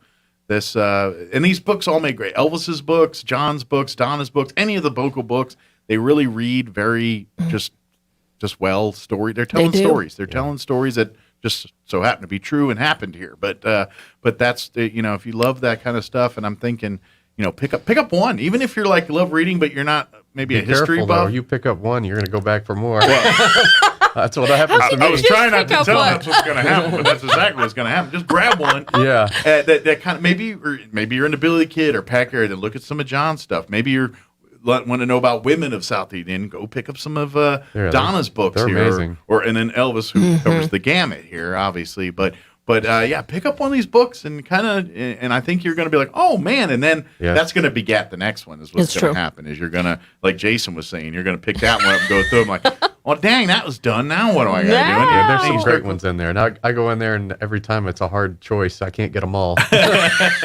And that's the thing. There's so many wonderful stories here too. And then of course, especially with John and Donna, and them, they're authors. They write books. They have books that also don't necessarily fit in the historical genre that we promote, but they still have their other passions and things. John, off the top of my head, if you're a Godzilla aficionado, he's got a whole subgenre. That's right, because we only stuff. have, I think, about 12 of John's. So if you say, "Oh, I've already purchased all the books that the Historical Society has," give us a call. We'll link you in with John because he's up to 30 books. Yeah, I he know. just said he was at 30. Yeah, that's crazy. And a lot of books. I think we only have about half of them. But there's so we can't keep up with him either. But even all of them have a historical, because like when he's talking about like Godzilla and stuff, it's really the history of and just the whole the lore of it, the Japanese side of it, the American side of it. He kind of does a deep dive in all that stuff. So it's very interesting stuff. While I'm thinking about it, we're running book promotions. If you purchase any book, you're going to get a fun Christmas treat. Oh, special. That's going to go through Christmas. It's not happening because you're going to get about a $10 gift included in that. So call us today for that. Are you still handing out biscuit cheetahs? Oh, man. You know what? I incidentally have a couple. My stash is gone. I'm just saying. So they don't last. That's for sure. Hey, listen, Mike. If you'd like to purchase a book, we'll be happy to throw in a bag of biscuititos. Thank you so much. Falls off the truck. Let me know. That's all I'm saying. I think that little bag was just big enough to make it through the meeting. Right. That's so funny. It's the drug dealer's way to do it. Here's a little taste. And then they come in, it's like, hey, you got any more of them biscuit cheetahs? You start there's people like knocking on the door like late at night. Crackheads, like, oh, you got any biscuit cheetahs? And thank you for mentioning that. Thank you to El Toro Bravo Bakery. Thank you. It's become part of like our it's just a given. Sure. They're going to be part little of tradition. That's right. We started a tradition. We do have gift cards, so if you do not know what book they would want, let them get shop a gift themselves. card. Yeah. We've got gift cards. Be happy to deliver one, wrap it, whatever we can do about that. Some fun things while I'm thinking about it. 2022 is looking really, really good. I do believe, thank you, Mr. Luck and the Roswell Independent School District, Sweet. we got approved fourth grade school tours. Yeah. Oh, good. So they're back for 2022. That we are going to be back and running. Haven't good. scheduled those. Okay. But thank you. That's very, very exciting. So calling all volunteers. If you get Calling involved with that, that's very important. Your If you're services will be listening and have needed. been a part of the tours, we have taken a couple of years off. Note a break. Not by That's our not choice, permanent. by the way. Yeah. Not That's permanent. right. Yeah. No. And then also be looking for information about the 2022 Heritage Dinner. Awesome. Which that's really we think, exciting. barring We're Decepticon or Chroma, whatever the next label Yes, of COVID it's will gonna, and it's going to be Xanadu or exciting. So I Yeah. think we'll have a press release, and that can probably come out in January. That'll Yeah. be the 40th annual. And, let's just put it this way: I think now, it could be best ever. I have a little inside baseball, It's so I hard to know say things that. here, but let me ask this in a very vague, weird way that's going to make people like, why is he doing this? Uh-oh. I know you guys had a meeting Friday to kind of lock down information for this. So is that is our intended all on board and All on, and looking and we're all and they're all good to Looking go? good. Okay. And it's looking good for the fall. Okay. Yes, absolutely. Fall, Okay. right. That's really exciting. So it's going to be a big deal. It's going to the be a Heritage really big deal. And because I know who the honoree is and I know everything involved, this could potentially be the biggest Heritage Dinner yet. I think so. I Because think of the, so. the entity in which we speak of can really, it touches every single person in our lives Yeah. in one way, shape, or form. I think so. And you can't Absolutely. avoid it. If you live in southeast New Mexico, this entity is part Right. of that fabric. Of Right. You want to be a part of this one. It's really good. And I think that it's so important for us on the behalf of the Historical Study Board. We just want to remind everybody that, this crazy world that we're living in, history pulls it all in. Yeah. You can agree to disagree. I'm going to tell you, if you're living here in this area, you're listening, just be reminding that we're all part of this amazing community, and Absolutely. we're all impacting history in one way or another. Absolutely. We would encourage you to impact in a positive manner. We've done some great work with some great organizations, whether it's blood drives, whether it's Community Kitchen, whether it's CASA. We've got great aspirations, whether it's Character Counts and the Amazing Health Council. All these things are pulling it in and working together. So any way the Historical Society can work together for the good. I'll Absolutely. say it. I've said it. I will say it again. We're all in. Nothing's greater than giving first ever scholarships to New Mexico Youth Challenge Academy. Amazing. Yeah. And by the way, I think we're going to have more scholarships than ever in 2022. Great. So if you have a high school senior, ladies and gentlemen, high school senior, whether they're in Roswell or in surrounding areas, Hagerman, that Dexter, information, Lake that's Arthur, right. That Lincoln information. County. Southeast New Mexico. Yeah, we've had even applicants from, I think, Mescalero, and I'm like, you go, that's amazing. Even Fort Sumner. Yeah. Fort Sumner's represented really well. I've got to tell Roswell, probably a Fort lot of- Sumner and Dexter stepping it up. Good. That's They awesome. better watch out, Roswell. You better step it up. You better start getting your pencils and Get your typing. applications in. And that's actually, that's something on my list of things to do is actually go do a day trip up to Fort Sumner. I've never been. I was going to say, you can't apply for the scholarship, though.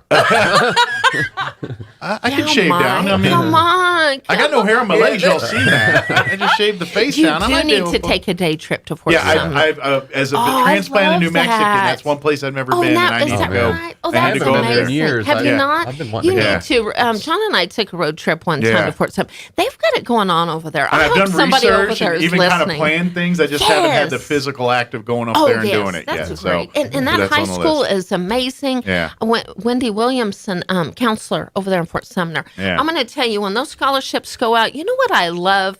I mean, within the hour, boom, they're replying. That's great. And I know life happens, and I know some of us are so busy. That woman is on top of it, and so the challenge is on. I want more applications than ever. That's just going to give me more issues. Absolutely. And by the way, while we're talking, our area and all that, with the holidays here, use history as that part. We talk about the historical side of things. Plan a trip to Lincoln with your family. Go if you haven't been to the town of Lincoln or gone out to Fort Stanton and done anything out there. That's a day in and of itself right there. And your family will love it. There's so much history. And watch our video. Watch our video. Put our in video online. Historical Society for Southeast Mexico on YouTube or on our website, roswellmhistory.org. I don't think we mentioned Absolutely. Use those for ideas and go to the website. And if you're looking for road trips while family's in town and you want to go do some things that are southeast New Mexico, obviously everyone talks caverns and all. Yeah, great. But Lincoln, some of here in town at the Historical Society, our museums here. If you haven't been to the Anderson Museum or the Roswell Museum, anytime I keep wanting to say an art center, but it's just Roswell Museum now, so I got to stop. But or the Miniatures Museum a couple blocks away. That's part of the Anderson group. Oh yeah, we've got so many awesome things in this community that are in your own backyard, and so come be a part of it and get. I'm telling you, if you have not been into the J.P. White House, the museum, come, call, make an appointment.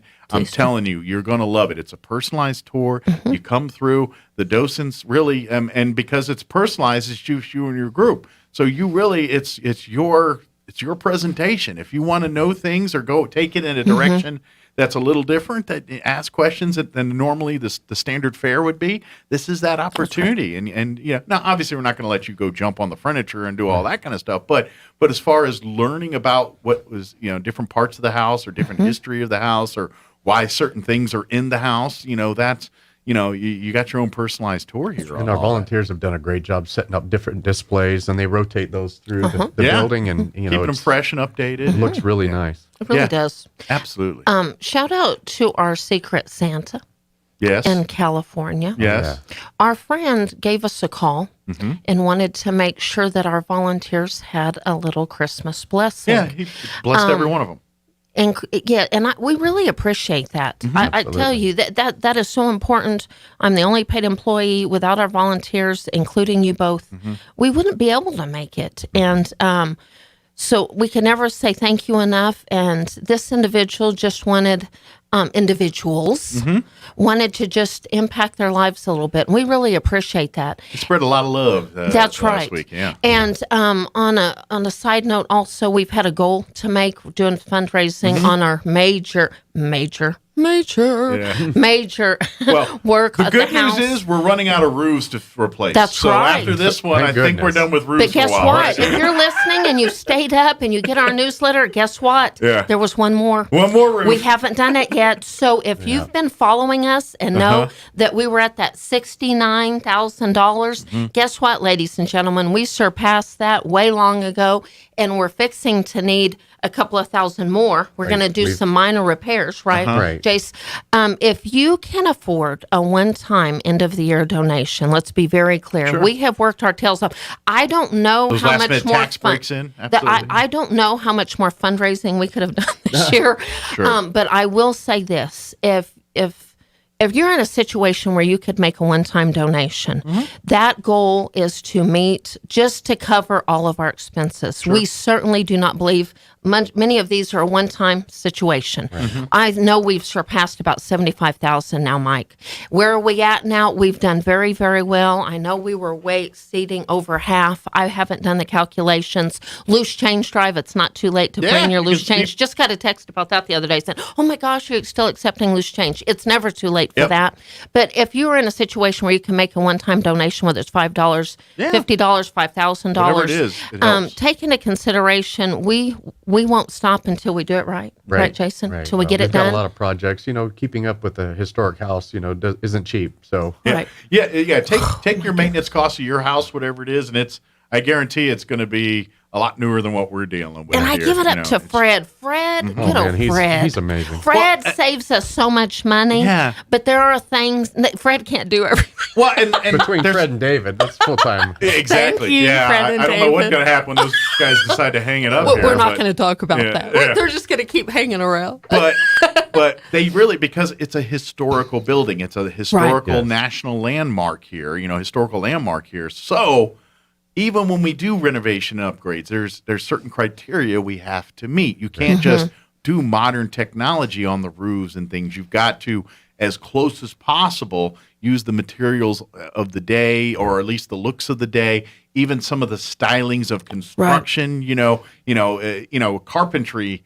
There's been technologies over years in carpentry and how joints and things are done. So to keep it historically accurate, you've got to build them more that way over there to keep it to the period in which the house was built. Otherwise, if we keep doing updates on it and we do modern stuff, at some point the house is going to just look like your house. That's right. Be like, it won't be that special. That's right. So that's why. So not only is it maintenance of an old building, but it's maintenance to keep it in period correctness of it. And many times we can't just do whatever we want to do. Sure. That's put on by the recommendations. We just can't slap a roof on this thing. We got to go and find the material, and then find a roofing company, fortunately, that works with these kinds of things instead of more modern technologies and things like that. Let me say this, too, on Christmas decorations. If you haven't drive by in the evening. Want to give some shout-outs. The Lee family allowed us to have on loan a lot of decorations that were in loving memory of Sandra Lee. Oh. So thank you to the Jean Lee family, Julie Hodges, shout out to all of them. So when you drive by the wreaths you're saying and the crosses, they mean so much more. That was from that family. Because it's coming from a family's heart. It's coming from the family. The candles in the windows were donated in loving memory of my mother and Vivian Okeem. So when you drive by, it's not just candles in the window. It's intentionally done. The Morning Garden Club did a wonderful job helping us outside. We work hard and work together for the good, but most everything we do isn't just about surface. Sure. Well, it's about so much more. We are the historical society, we are. And tradition is part of our mantra, and that's it is in history and the things we do as a society, why we do those things, that's what the historical society is all about. It really is.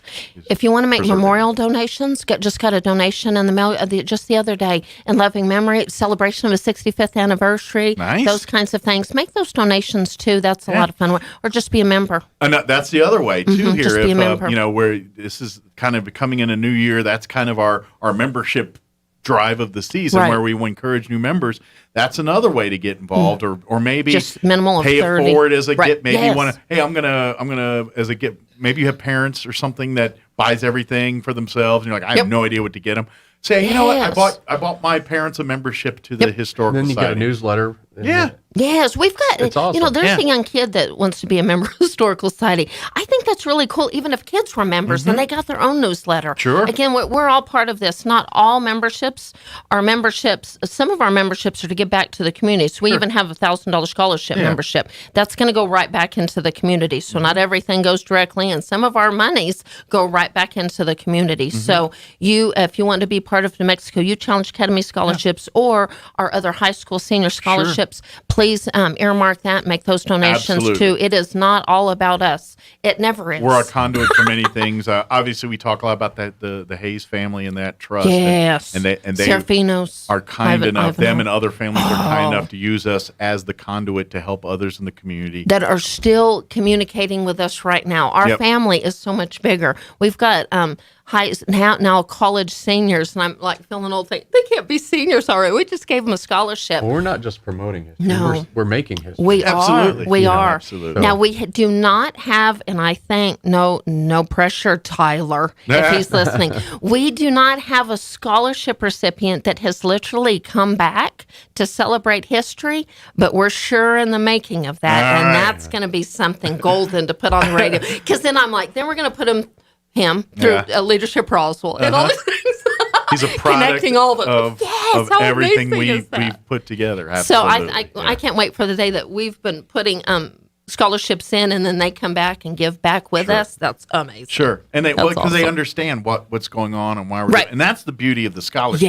Yes. It's a community investment. Yeah, it is. Absolutely. It is. And obviously the Hayes family and these other families that are so generous and using us as the platform to get that money to these kids, but at the same time we get to also use it as an opportunity to expose these kids to our history, to our culture of Southeast New Mexico, to all of the things that make up this area, why it makes up this area, and the historical side, because every one of these kids that go for the scholarships and ones that get them and so forth, part of it is being an active part of the historical society, coming and seeing what it's all about, taking a tour, understanding, where this money's coming from and why, it's part of our community and where it's going.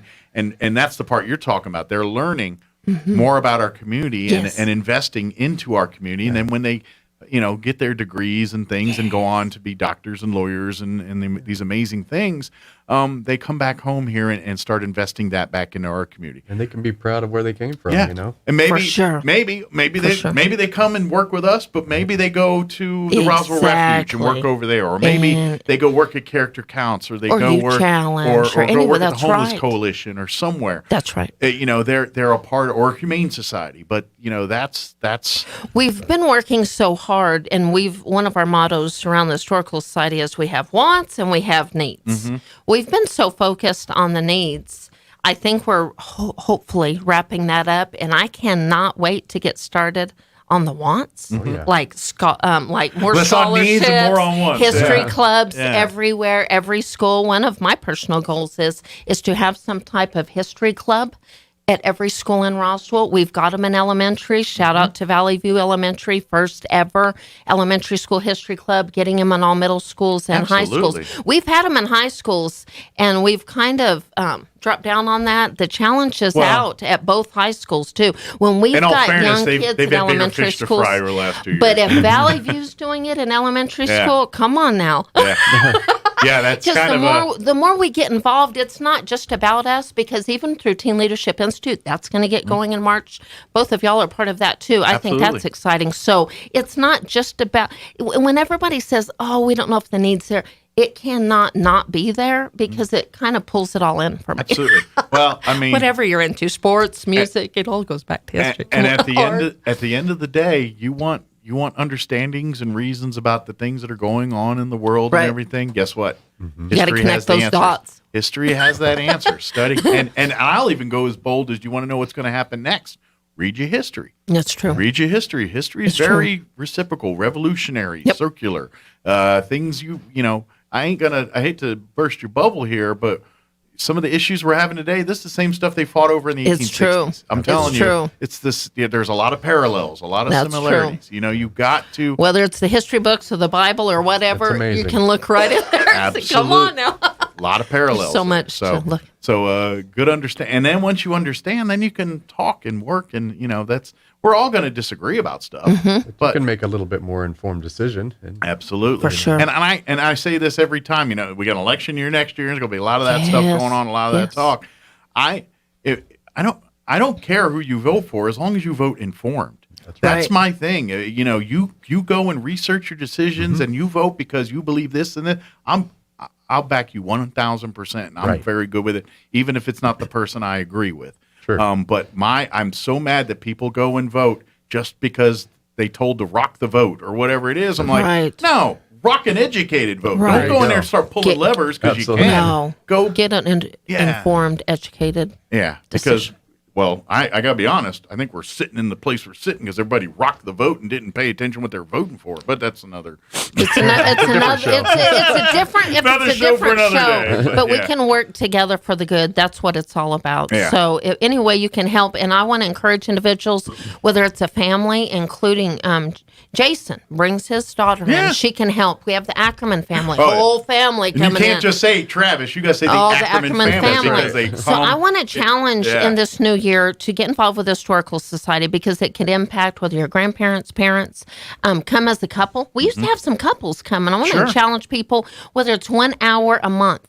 Ladies and gentlemen, we accept that 1 hour a month. Yeah, every get involved little bit helps. every bit, whether it's every penny, every hour. If you said, you know what, me and my husband are just going to volunteer for an hour a month. Hey, we are thrilled with that. We're going to make the best of that 1 hour. So get involved in one way or another and have some fun. That could have been an hour you're watching Netflix or doing something else, and you chose to spend it with us, and we're very thankful. Book fair we had so many volunteers. Yes. I mean, that's a good problem to have. We almost had more volunteers. People standing around waiting to do stuff. That's a good problem. And then we all stood around so much, and then we bought books. And we all here, read this.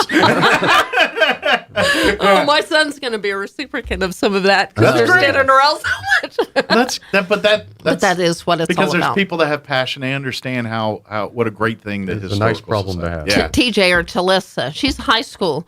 volunteer. Yeah. I didn't even invite her. She knew there was an event. She came. She stayed showed the whole up. time. And I'm like, come on, some of our board members aren't even here. Talissa's here. Right. Now, in all fairness, you keep promising food and everything. I think that just gets people, you know what I'm saying? They're like, hey, I'm coming because I know there's going to be like some swag and If some you will snacks work for and things. Biscuititos, we will provide Biscuititos. And some would, that's a good agreement. I mean, I'm just saying, get more plenty of the oil than the vinegar, the honey, and all that. That hey, we call it blessings, Mike. You got a lot of and honey. some come in saying, hey, and I know some of those individuals and what they like. And let me tell you, if it's ice cream, Fred, we're going to bless you with ice cream. That is weakness? Is that Fred's weakness, is ice cream? Oh, my goodness. So you got like a and then if you're flavor? listening, it's just once or twice. So what's his go-to flavor? He likes, this is a great advertisement. He got me started on the turtle pecan blizzard from Dairy Queen. That's his go-to Thanks, jam. Fred. Okay. Thanks, Fred. So DQ, just show one of those up every couple weeks. That's how we're going to keep him forever. I'm telling you. Hey, let me tell you, Santa brought him Dairy Queen gift card. I'm just saying. All right. So he's cheap then. All right, we're good. But man, he does a good job. He does. It's worth that. He can be bought off with blizzards, and See, we're good to go. Hello. Hey, we can even help with the spare change drive and get a couple blizzards See, for him. if you become part of our family, I'm going to know your go-tos if you're around there enough. Yeah. You want to work for a Sonic Diet Coke? I'm telling you, there's going to be a Sonic Diet, whatever it takes. Yeah, I'm just saying that because that man's almost single-handedly is keeping the building, afloat here. And if it's costing us blizzards, then you know what? That's a good exchange. It is a good exchange. I'm telling you. It's just little blessings. See? Very cool. Of course, if you have any questions about anything, including the weird ones about the blizzards, don't hesitate to reach out. Various ways you can get a hold of the Historical Society. Of course, you can send an email, and that's probably the quickest right now is to send an email to Amy, historydirector@outlook.com. You can always go to the Historical Society's website, roswellnmhistory.org, and there. But if you do some shopping there this week, if you find some books and things, just call the Historical Society. Call 622-8333. Honestly, preferably my cell phone. Okay. 575-915-4471. Okay. You can text or call that number. Send me a text with your purchase needs or gift you're gonna wrapping be in needs and or out of the tour. office a I lot really this am. week, so I'm that's a little hit or exhausted. miss. I'm going to give myself a break. But if you need to get a book signed or for delivered or and we Peter we Hurt can give print, tours for sure. and if we need to set up a tour here, or even if you're wanting to talk about booking the archive facility for an event here in 2022, and you need to get it done this week, we'll reach out and give us a call, and we'll make that One happen. last thing, if you haven't done your Christmas shopping, Yeah. we have Peter de la Fuente's newest print available. Oh, really? First caller needs How to. does that happen? I'm and surprised it's that thing's not numbered and disappeared. autographed. Oh. I think it was an IT glitch that they didn't realize it's available. He donated the second print. It is signed. It is numbered. It is amazing. It is vibrant. It is beautiful. Call us today. That thing will go. It should have already been I'm gone. surprised, yeah. 622-8333 or 575-915-4471. When we sold his first one, he said, let's get another one.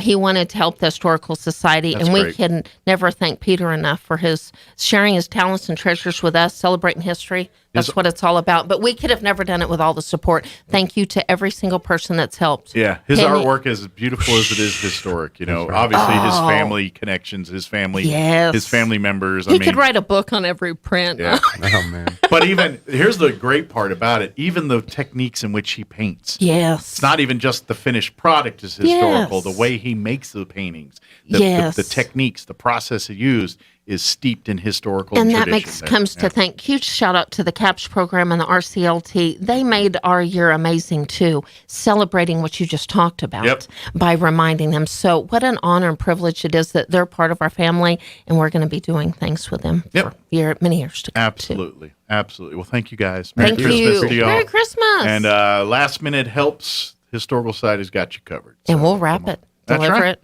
And Amy can wrap. It's going to look good. Yeah, I can't Couple wrap. of silent auction items. They're looking good under that tree. You'd be getting gift bags. It wouldn't. You don't want me to wrap wrapping. So yeah. Hey, that's Yeah. just an added blessing. So if you give us a call, it'll look really good under that tree also. Perfect. Well, thank you guys. Thank you. Merry Christmas. Merry Christmas. Happy New Year. Happy New Year. See you soon. We'll see you soon here. That's All right. right. All right. 9:57. Quick break. Actually, news and quick break before we go. With the SRN News Business Brief, I'm Rich Thomason. Omicron fears gripping Wall Street today, driving stocks sharply lower. The key benchmarks all off well over 1% at mid-morning. The Davos World Economic Forum is being postponed. The delay comes amid new uncertainties about the Omicron variant of the coronavirus. The forum, which repeatedly delayed, moved, and finally canceled last year's event, says the previously planned January 17th to 21st gathering in the Alpine town will now take place in early summer without giving specifics. Founder Klaus Schwab says the forum still plans to host a digital convening of leaders from business, government, and civil society. Correspondent Jeremy House. Turkey's currency crisis is deepening, with the lira falling to fresh lows against major currencies, including the U.S. dollar. With business, I'm Rich Thomason. For over 40 years, Sierra Blanca Motors here in Roswell have been providing locals with quality vehicles and are committed to providing you quality vehicles and service for many years to come. No sales gimmicks, no inflated pricing, just a quality pre-owned vehicle listed at retail pricing or less. Have a used vehicle to sell? Get top trade-in value or an amazing cash offer today. Let Danny or Jose provide you a great car buying experience. Call 575-622-7907. Or stop by Sierra Blanca Motors at 720 South Main Street in Roswell. Se habla español. You need an accurate thermometer to check for fever, a potential sign of flu or COVID. Be vigilant and contact your medical provider at the first sign of fever. Exergen Temporal Scanner Thermometer has been proven accurate in more than 100 clinical studies. Exergen Temporal Scanners are available at Walmart and other fine retailers. Learn more at exergen.com. That's EXERGEN.com. Exergen is changing the way the world takes temperature. On air and online, this is Roswell's